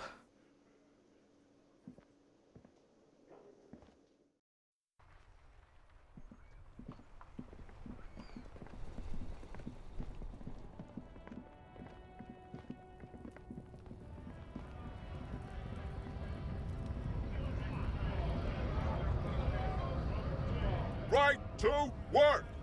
Right to work! Shame on you! What's it to you? No, don't think we've met before. Every once in a while, it's like you can see glimpses of another guy under the guise of this. We're all workers, right? Workers stick together. Came from the eminent domain, in Jamrock.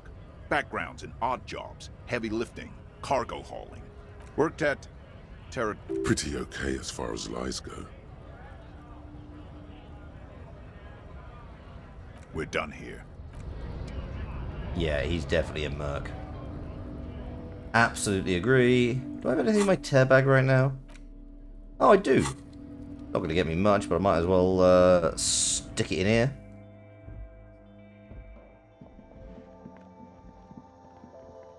The tear machines. Your bottles. Do you know what you should do? Okay, so let's see if we can get across to the fishing district. It should now be fixed.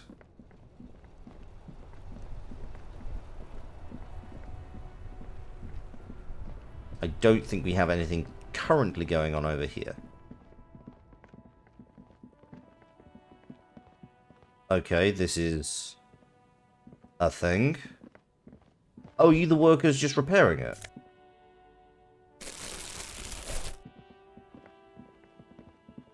I mean, it's repaired? Oh yeah, it's gone. Nice. A Helpful. rusting control panel with loose wires dangling out from the hole where an indicator light used to be. You grab the handle and pull the lever up.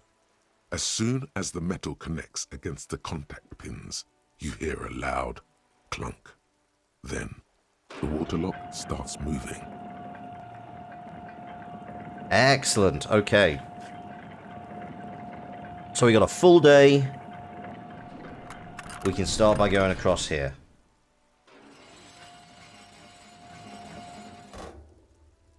Okay, if we ever need to get to the coast, then this is the way. But please, contain your wanderlust for now. I don't want us to get sidetracked, not with everything that's going on. Focus on one thing, achieve it, then the next, he thinks. That's the task chain. Sorry, Kim. Everything is going to require us to go across here.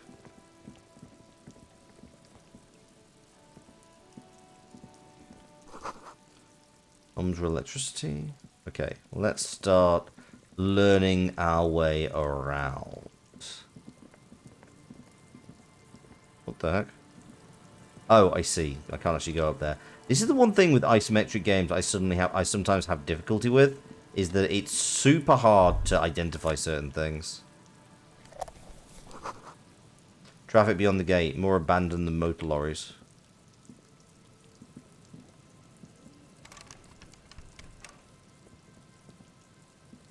Okay, so I can't apparently get in this way. Wait, what? Who's talking here?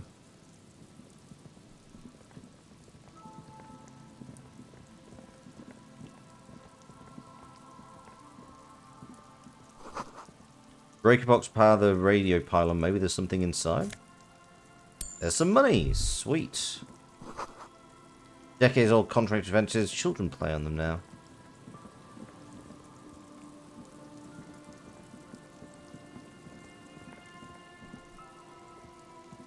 Grab the cash. Nope.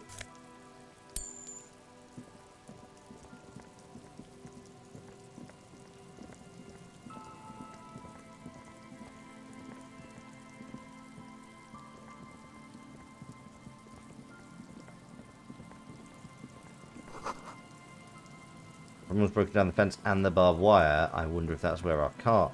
Oh, actually, no, we can tell where our car went. Because there are skid marks. And then they burn off into the town. Along with some footprints.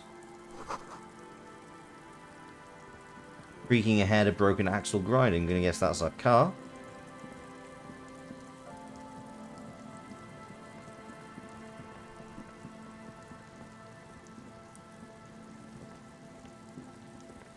Oh, I'm going to get so lost in this place. Okay. I want to quickly see what's down here. Through this broken fence.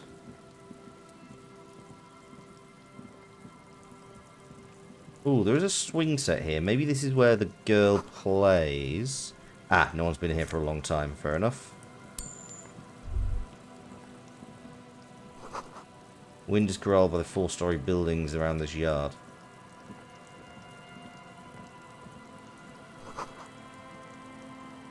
Glory to the ghosts of us. Interesting.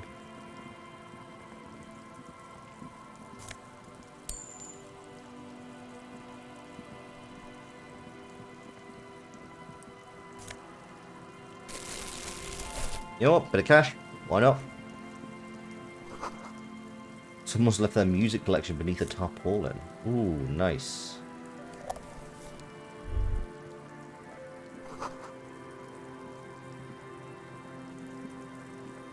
I can see tear there. Come on.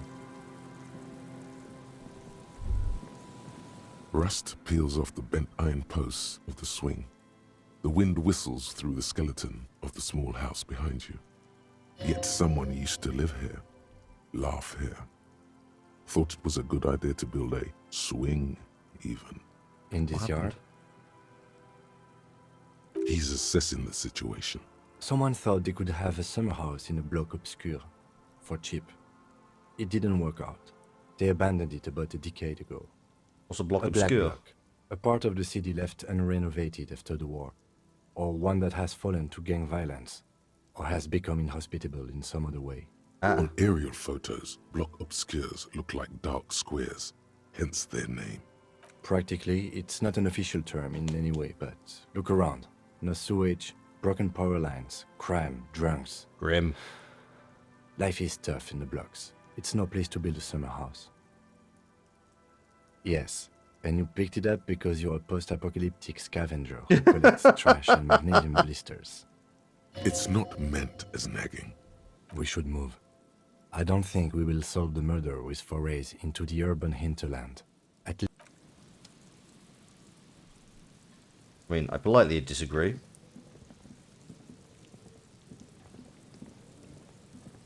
But again, I'm the sorriest cop alive, so what the hell do I know? Him, move out of the way! There we go. Right. Let's follow the tire tracks. Yeah, those ones right there.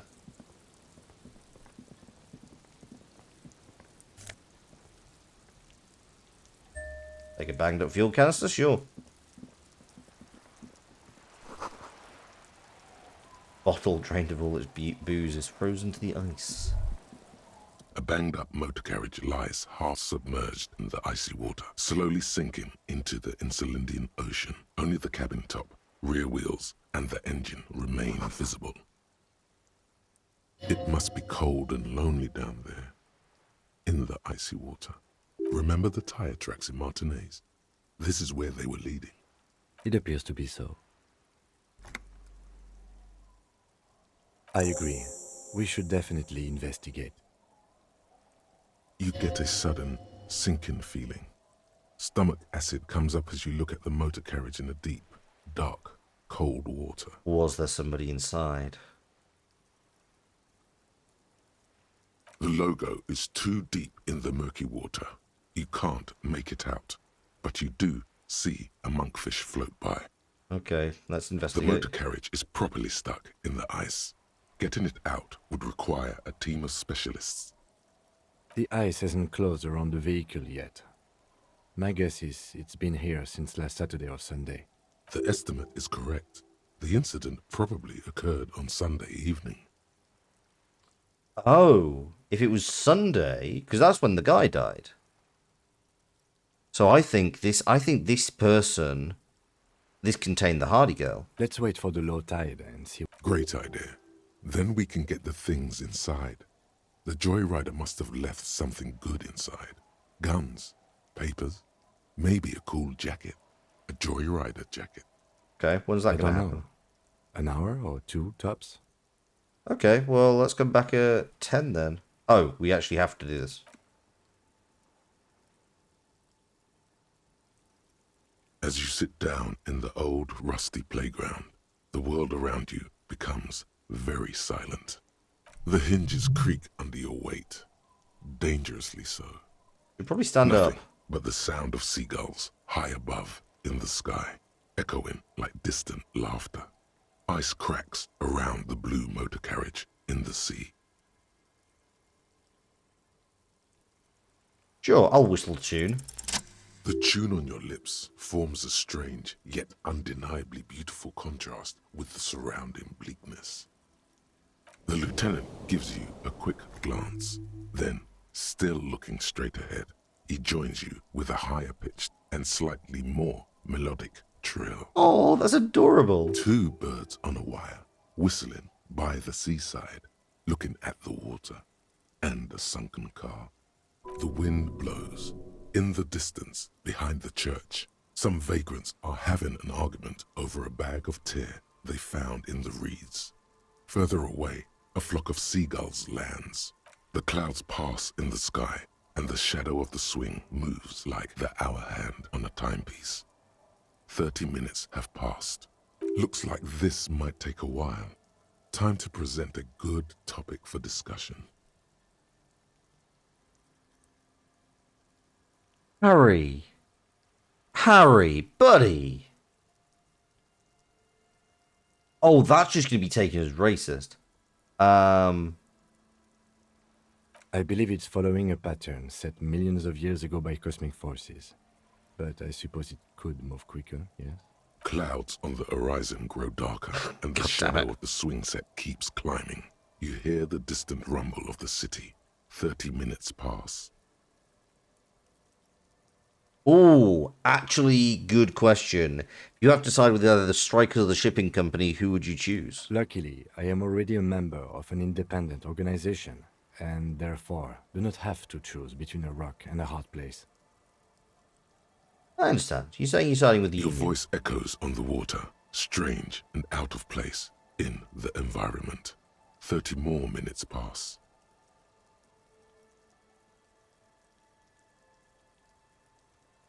Detective, I've been able to make out the mark ever since we arrived. I find it odd that you haven't. It's a Coupri, Model 40. It is a simple and rugged machine, favored by working men, government offices, firefighters, animal control people, you know, those kinds of people. The oddly specific uniform names that I thought of about that guy. Yes, 41. What do you think it stands for? It's as if he knows what it stands for. Oh, but wants you no. to say Yeah, it. Kale, I It's think you're right. I pedagogical. think it was me. Does he know something about the driver of this vehicle? Yeah, we're just going to go straight for... Oh, God, no. He knew. He always knew.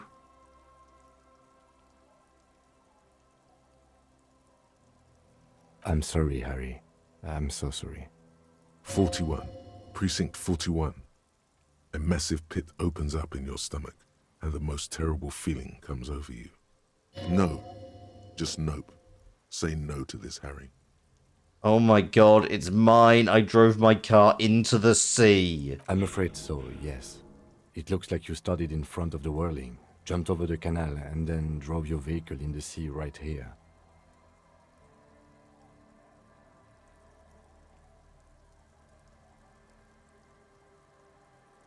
Badge, the gun, and now The this. lieutenant adjusts his glasses and doesn't say anything. There is also a fourth thing you've lost. A fourth? I mean, my memories? More precious than the gun, the badge, and the motor carriage combined. Lost forever into the deepest of seas. Detective, we don't. A rescue operation really isn't viable at this point. So she's going to be there like I'm that? afraid it will have to be there like that for many years. Look at it.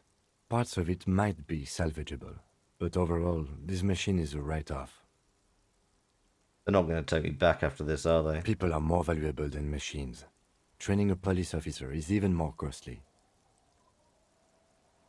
Hey, Daisy. We found out who crashed the car. It was me. You can still whistle. Besides, the night is always darkest before the dawn. Okay, let's see what's in there now. Are they on the swings? Yes. It was me, yeah. Yes. Let's go take a look.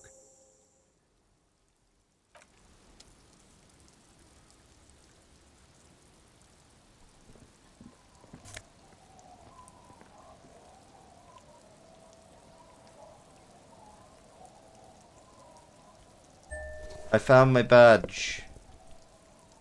I have my badge now.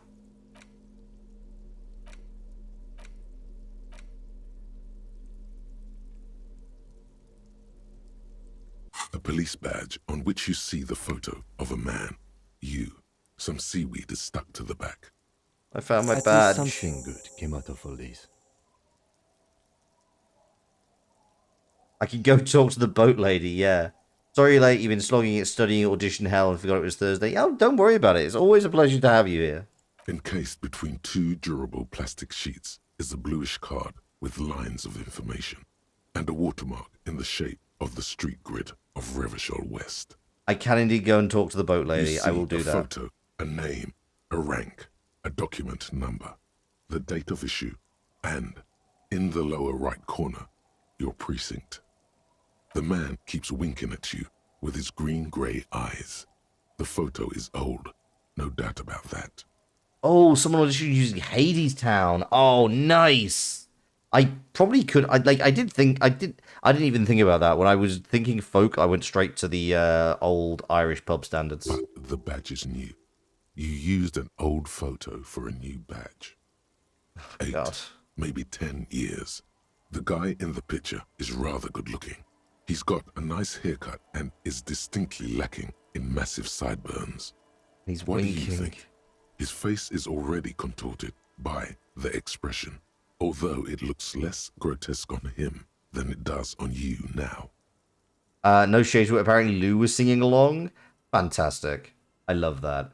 I mean, to be fair, I auditioned using... So, just for context, I auditioned for a singing role in the Eel podcast, Daisy's co-creating with Lou, who has swung by this stream before, and I auditioned for the singing role using the Wild Rover, which is one of my favorite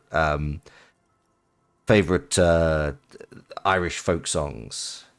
I've been a wild rover for many a year, and I spent all my money on whiskey and beer. And now I've returned with gold in great store, and I never will play the wild rover no more. And it's no, nay, never. Oh, nay, never, no more will I play the wild rover. No, never, no more. That's what you get for tonight. The badge in your hand shines as you rotate it, catching light. Harrier, that's long for Harry. So you are Harry. Everard was half right. Probably not a lot of people know your full name. Whoever told him you're Harry Dubois didn't. Serenaded, damn straight. It's a wartime name, revolutionary. The kind mothers give their sons during troubled times, like Undying or Boxer or Ironhide.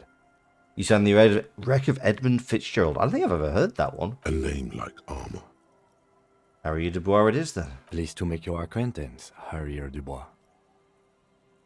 The badge in your hands shines as you rotate it, catching light. You see lines of infamy. Lieutenant W. Freighter. What's a Euphrator? Euphrator? I hardly knew her. The lieutenant is a rank above sergeant and below captain. It's the highest rank in the RCM that still does field work. I am a lieutenant. The title of Euphrator is added to your rank when you decline a promotion to a higher rank. In your case, captain. You have declined twice, thus you're double Euphrator. Why? There are many reasons one would do this. The rank above you in your precinct's decomptage might be taken, or sometimes promoted officers do not want to replace their superiors out of respect. Song by Gordon Lightfoot, Canadian folk singer. Ah, cool, I'll check it out. I just prefer the type of police work available to their current rank. In your case, lieutenant. Decomptage is the hierarchical system employed by the Revachol citizens' militia. Alright. The countdown is modeled after the dual leadership system employed by the left during the revolution, which in turn was developed by thank you, Daisy. last-century Appreciate it. experimental psychologists in the University of Königstein. The lowest rank is junior officer, usually teenagers. Then there are the patrol officers, then sergeants, lieutenants, and then a captain. That's basically it, except for a few kings. Kings like satellite officers and the additional Euphrator rank I already explained. You are given the title of satellite officer if your partner is quickly promoted through the ranks and you rise with him. You don't seem to be a satellite. So you've been putting up with all my bullshit because I'm your superior? So you've been putting up with me because we're of the same rank? No, I've been putting up with you because despite an unconventional approach, you are doing good police work. It matters more than driving your motor carriage into the sea. And now we've even found your badge. He trusts you, for now. Try not to spoil it. Yes, my rank was drunk. Apparently you've had a rather successful career in the past, and this leads me to believe maybe your current situation is only temporary. Thanks. Good. Such a small yet precious thing. That's just the serial number. Revachol, Jamrock, Precinct 41, with some numbers thrown in there for good measure. 4 months ago. I'm guessing that's when you were promoted to the rank of Lieutenant W. Freighter. A new badge usually comes with a new rank. You seem to have been doing well then. The case created a lot of edge you have to take off. You're pretty sure you weren't doing well, but better. A lot can happen in 4 months, especially in winter. The winters are never easy on you. Of that you are sure. Yes, it's the designation of your precinct. 41, like mine says 57. The 57th is mostly industrial harbor, a lot of asphalt. It's a tough station to work in. You have all of Jamrock to cover. That district should have 3 precincts, but money is what it is. Yeah, burnout case But then again. again, it's a legendary district and a hell of a station too. It must be an honor and a curse to work with people like Price, McCoy, Berdiayeva. Roberts, Feuerbach, Dimitri. Suddenly, names from your decomptage flash in your forebrain. The badge in your hand shines as you... Okay.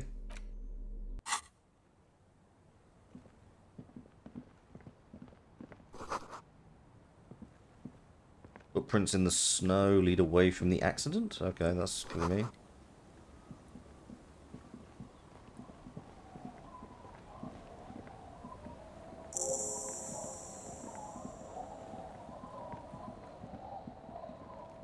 Allez-vous-en. Okay.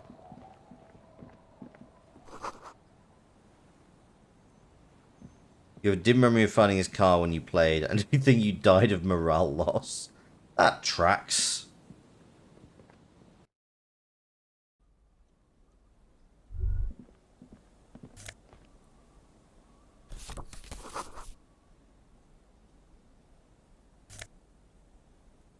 A bow knot.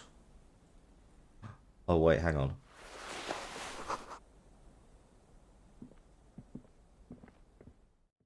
You remember this place? You definitely found the shack. Nice.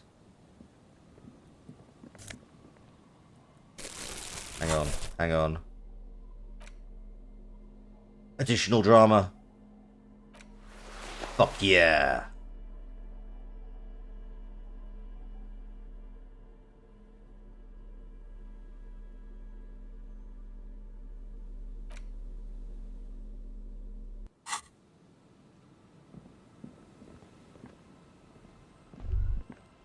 Great news. The boat is big enough for a grown man like you to fit underneath it in a supine position. I don't know. Sleeping? What do people do under boats? This is merely a measurement from your visual cortex. Do with it what you... Huh?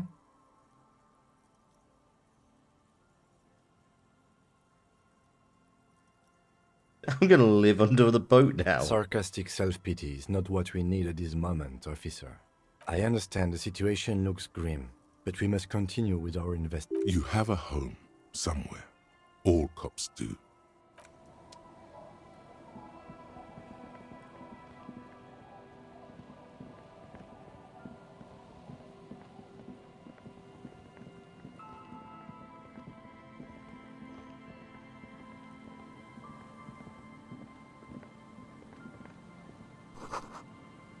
Ah, okay, so... Washboard scrubs filth from fabric. We have not showered in days.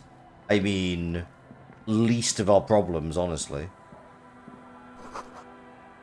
Bushes are too thick and thorny to pass through. Oh, okay, we're going around this way, are we?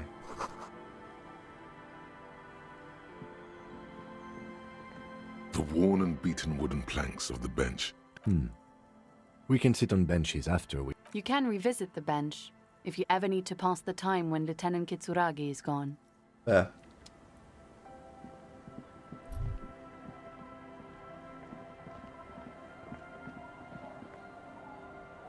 Okay, what do we got in here? Pants. +1 to the Kingdom of Conscience. The hell does that mean? Moralist pants. Well, they're going in the bin.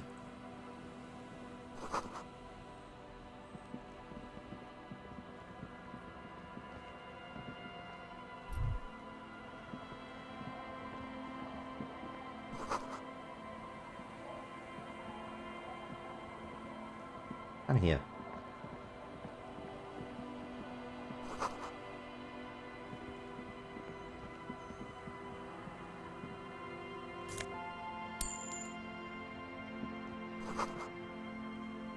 Ah, interesting. Okay, so we have small children.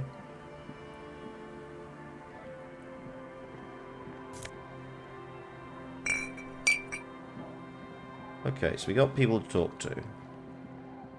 We got money on the ground. Useful.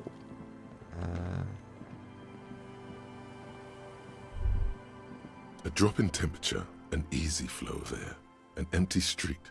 Before you, a thoroughfare unjammed with lorries. No more drivers smoking on hitch steps. Just silence. Chemically sweetened. Across the road, a forgotten bus stop. Corrosion has opened a hole in its roof. An elm tree watches over the building. Its branches are dripping with rain and snow. The road is smooth and motley. Craters filled with a black asphalt. The asphalt, first laid, is grey already. A row of tenements are under construction in the distance. Number 312D. Young girls used to come here, huddled up, hoping for more warmth than their thin coats give them. The bus took them to school. It has not run for 8 years. There were not enough girls to sustain its cost. A tub warm with water, white with soap. A man bathes while radio waves transmit the lottery numbers. 4, 18. Craters pocked the surface. Children played in them until heavy trucks full of black pitch rolled in. The landowners have filled the craters with money. There's one bump on the road. A dead dog lies flat about 200 paces away, right at the turn. Tragedy comes from the wheels of a fast RCM vehicle, hurrying to work. The cold washes over you. The sound of the sea has grown distant.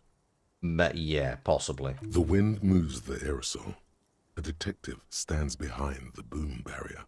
A breeze moves a curl of his hair.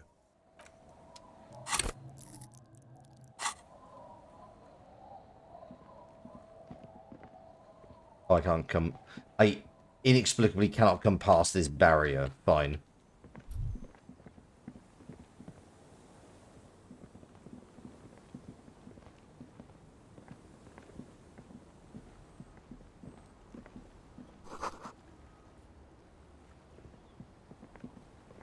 Three signs are legible.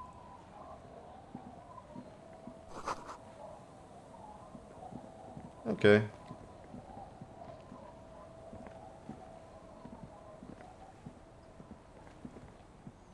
Grab in here.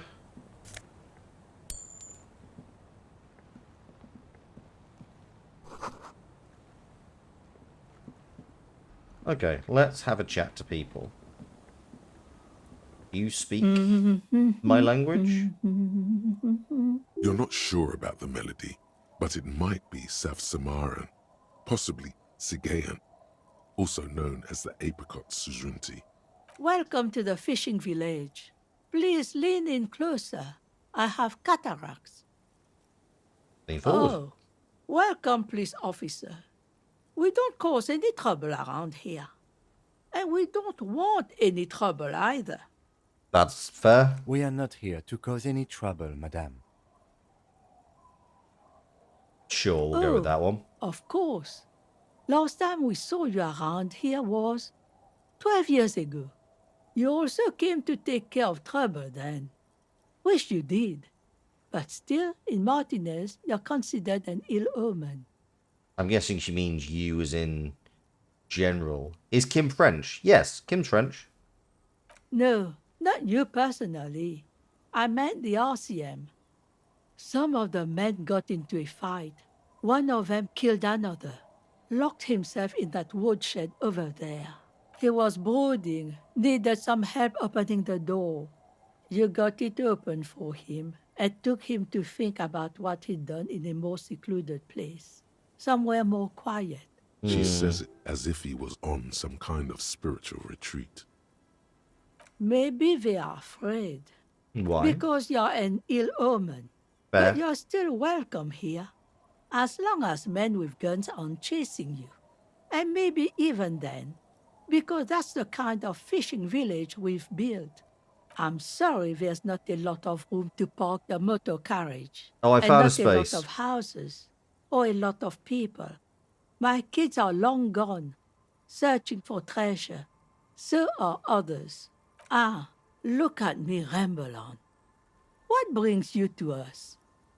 I guess I'm gonna stay here around here. Most people here. That said, if lodgings is what you're looking for, I've got a free room in the shack. I won't charge you for it. Take it as a gesture of goodwill from the village to the RCM. Oh, don't. It's your choice. No skin off my teeth. My kids grew up and left like they do. The house Fair. is long empty now. I live in the small side attachment. It's easier and cheaper to keep warm. We just have it then? Aye.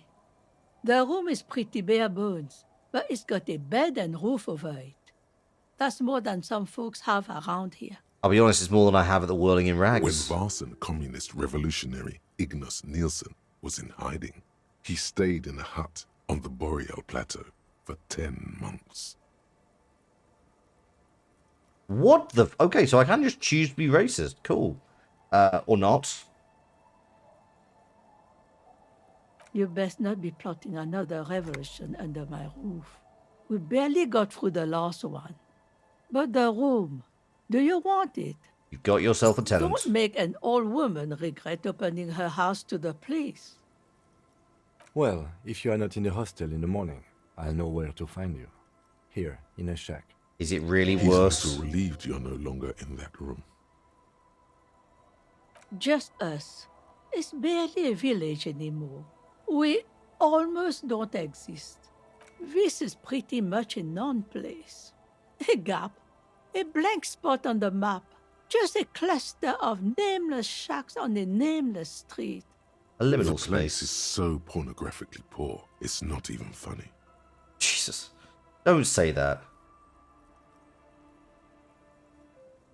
Well, there's Lillian and her kids.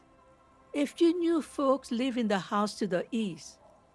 But and then there's the drunks. Not a pretty sight, but there's little we can do about it. Home is home, even for them. Sooner or later, you'll see for yourself. Don't have to look long to find these guys. Here, for you, no officer.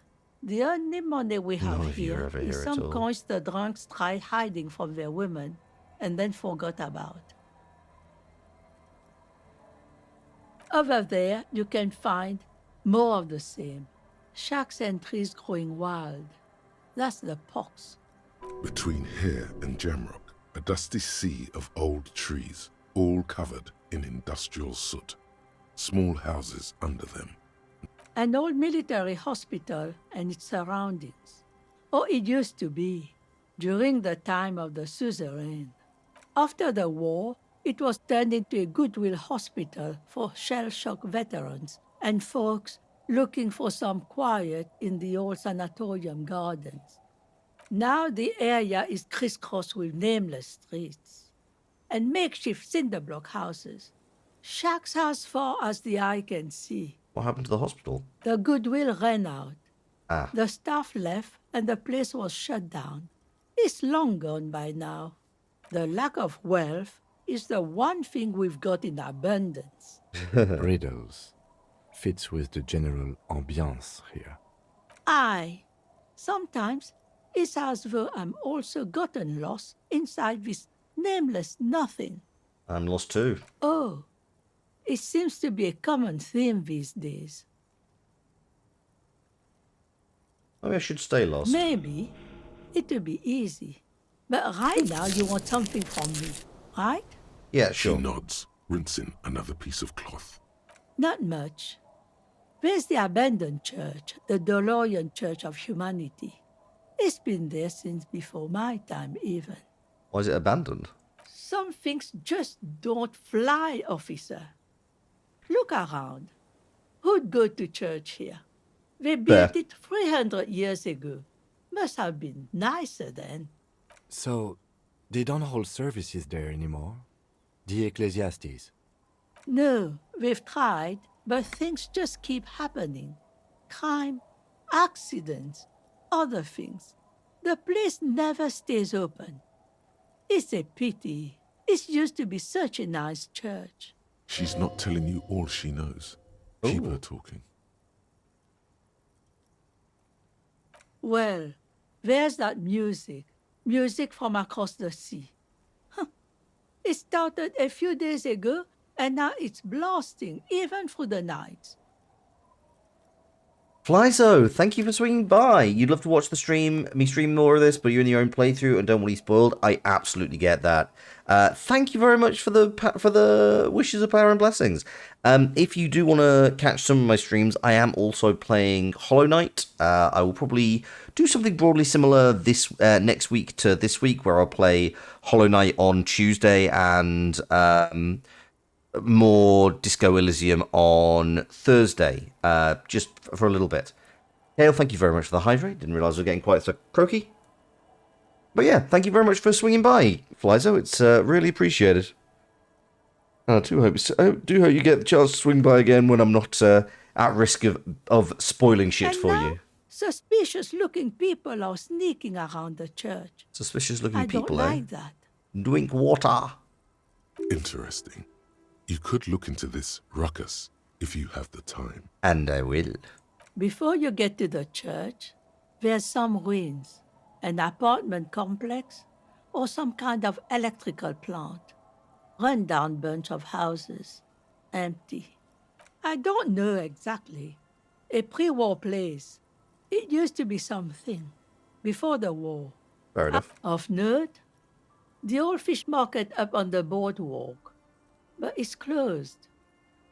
No one. That's why it's closed.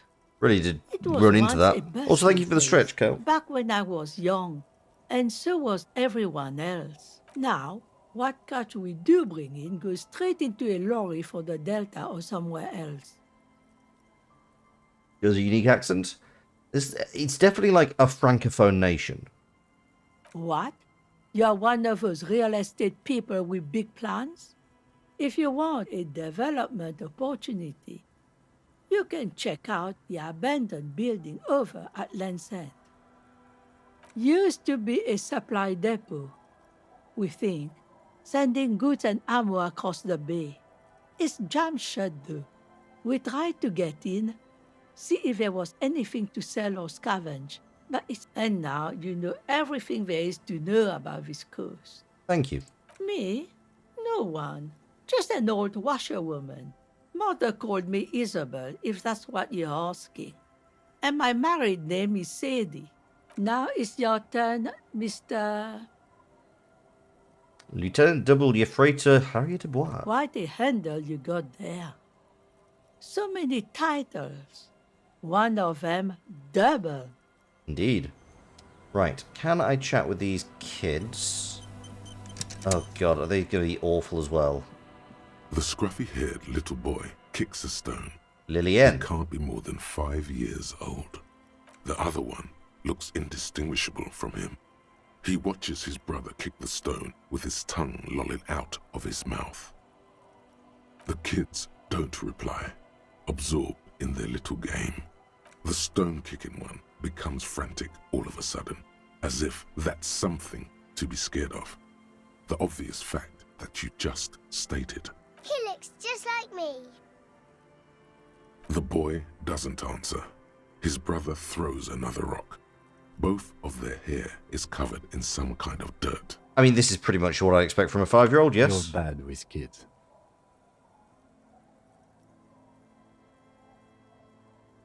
Maybe I am. Now, how about some actual police work? We are not getting anything. Okay, fair enough. I believe you'll find, Kim, that we are canvassing. Right, we'll have a chat with these guys and then we'll go. Tequila! Idiot Doom Spiral. A 30-something man clad in a toothpaste lycra tracksuit puts down his pilsner and extends his hand in greeting. Good to see you. How's business? How's the whole reality situation treating you? I'm wearing gloves. So what's happening? Yeah, Tequila Sunset. How are the, high-concept, reality-based adventures proceeding? Have we met? He says it like it's obviously your name. Like you call someone Billy Brunel or leader of the 4th Street Gang. Good. These people know your true name. Looks like it has preceded you, Mr. Sunset. More on that later.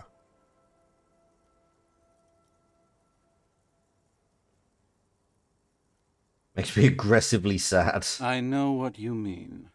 Sitting around with these bums, you really get to know the nitty-gritty of reality. And it isn't good. Things aren't going super well for Idiot Doom Spiral either. Haven't found those keys yet, haven't won that great piece of ass back. No word from my business buddies. We are saving the world. Uh-huh. Please! Please don't call. Don't call! Okay, we're drinking. We're drinking alcohol. That's what we're doing. I tried to save the world once, a long time ago, with enterprise, creativity, and willpower. But that didn't work out. Oh, look, it's Idiot Doom Spiral. Of course I should recognize future Elon Musk. So now it's a pirate's life for me. It's you. You're Tequila Sunset. We've met before.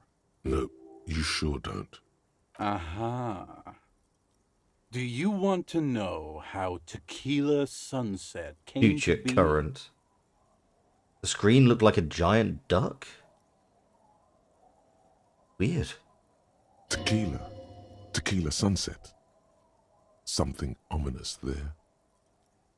Okay, let's do this. Let me take a sip to moisten up my chords. Tequila Sunset rolled into Martinez last Friday, and by Tequila Sunset, I mean you. The man, the myth. Hey, let's not jump ahead of ourselves. This is your story. Stop interrupting.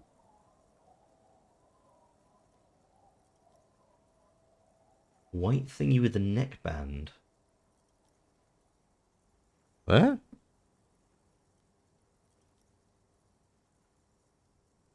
You got here on Friday to solve a case, hoping to be the early bird who gets the worm. And by the worm, I mean the buzz. Because as far as I know, all you did was get pissed drunk.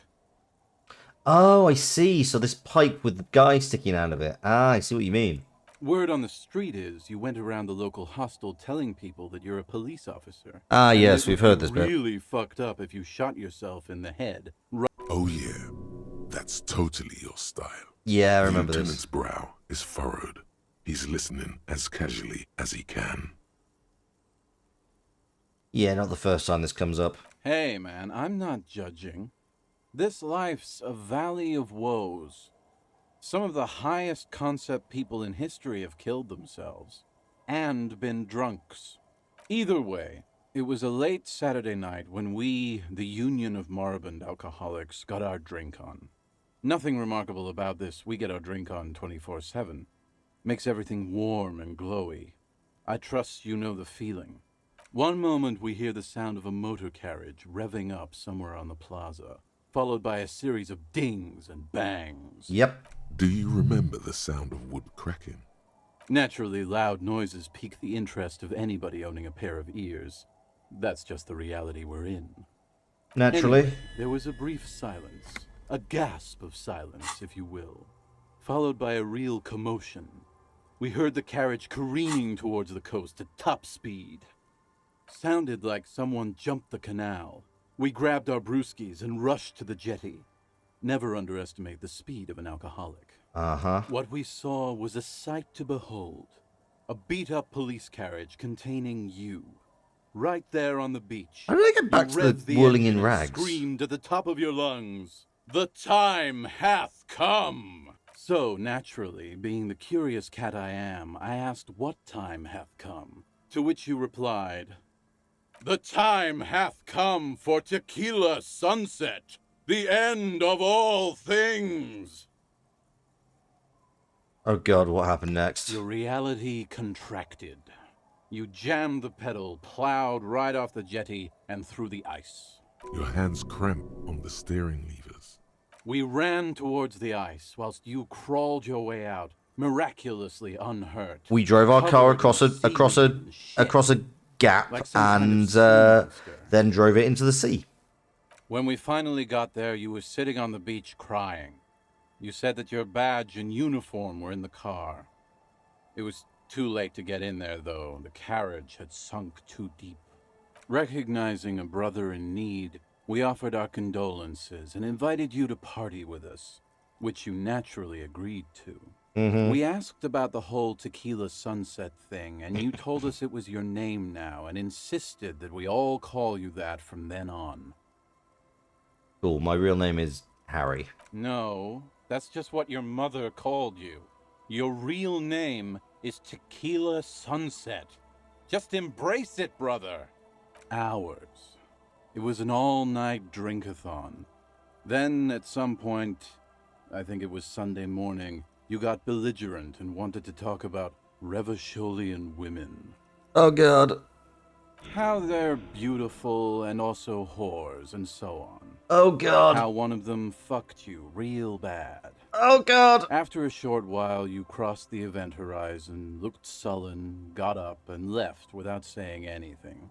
Wow, that's quite a story. I've lost all faith in a loving God. Yeah, I bet Tequila's a fucking legend around the precinct. You must be proud to work with him. If you only knew.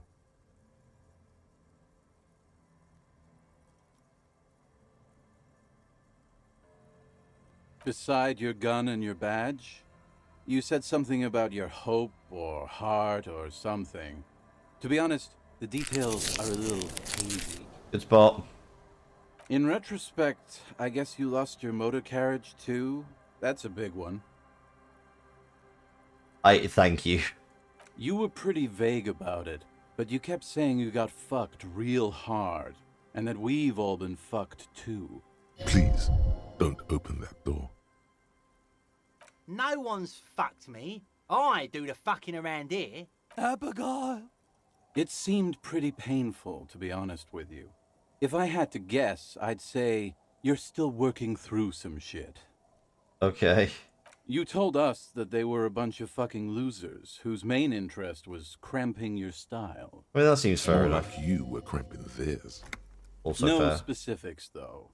It was more about you that night. You were the star of the show. Did I say anything about the case? Yeah, you said it was no biggie and that you'd solve it in no time. And that you didn't need anyone to do it. You're doing it solo now. Now? A lot of cops go solo and hermit once they reach that level of alcoholism. Uh-huh. It's not meant as a joke. He's sorry for the hermit cop. Yeah, you kept talking about how the coal mine owners were fucking us all over, just like that woman fucked you. Yeah. I didn't agree with you, by the way. The spectral hand of the market makes sure everyone gets exactly what they deserve. Oh, for fuck's sake, fine. You kept apologizing for being such a bad cop, and for the damage you've inflicted on everyone around you. At least inconsistent. You also kept pausing to knock the heel of your hand against your temples, saying, "Stupid, stupid, stupid." Yep. It's a hard thing for a man to confront his past. That's why I avoid mine at all costs. You seem like you're characterized by your storytelling ability. Whoop-de-doo. So now I'm a fucking storyteller. Right. Why not? Better than a beach bum. I will come back to this. Is what you almost say. But the words choke in your throat. Do you really want to miss out on all this good stuff? Perhaps it's significant. Oh no. Yeah, I've healed it. It's sorry for clarity, Daisy. Just in terms of UI, the 3 bars at the bottom are what my health is. The number here is how many restoratives I have. So I can't heal my morale in any way, but I do have two levels of morale. There might be interesting details, fresh experiences, exciting rewards. You'd really ignore it all? I mean, no, but I kind of want into the stream. So you know what to say. It depends, really. The gleam in his eyes and the slouch in his posture is so incredibly familiar. You might get scammed here. Booze. Did you already forget our party? The thing I relayed to you earlier. Right, fair enough. So, have you got anything for good old idiot Doom Spiral? A bottle for a story. Seems fair to me. I would like to come back to this, but right In now, that not case, now. I'm not a storyteller. You too, Tequila Sunset. Oh. Guillaume Le Million. Bad news. Guillaume Le Million did not become a cop. In 38, he went on a tour to the Sinyao province in Safre, where he died of autoerotic asphyxiation. His body standard. was found hanging from a decorative dragon tree in his junior suite, amid drug paraphernalia, unwholesome objects, and the Sylvia Trainer single, Wonderland, skipping in the background. And yes, you can take this as a metaphor for Revachol in the 30s, and also as a warning.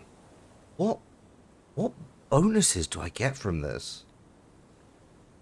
Pain threshold +1, blood oxygen is boring, all psyche learning caps raised by 1.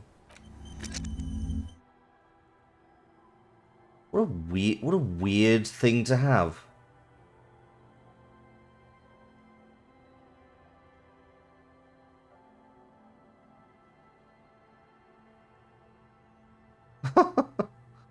Going well here.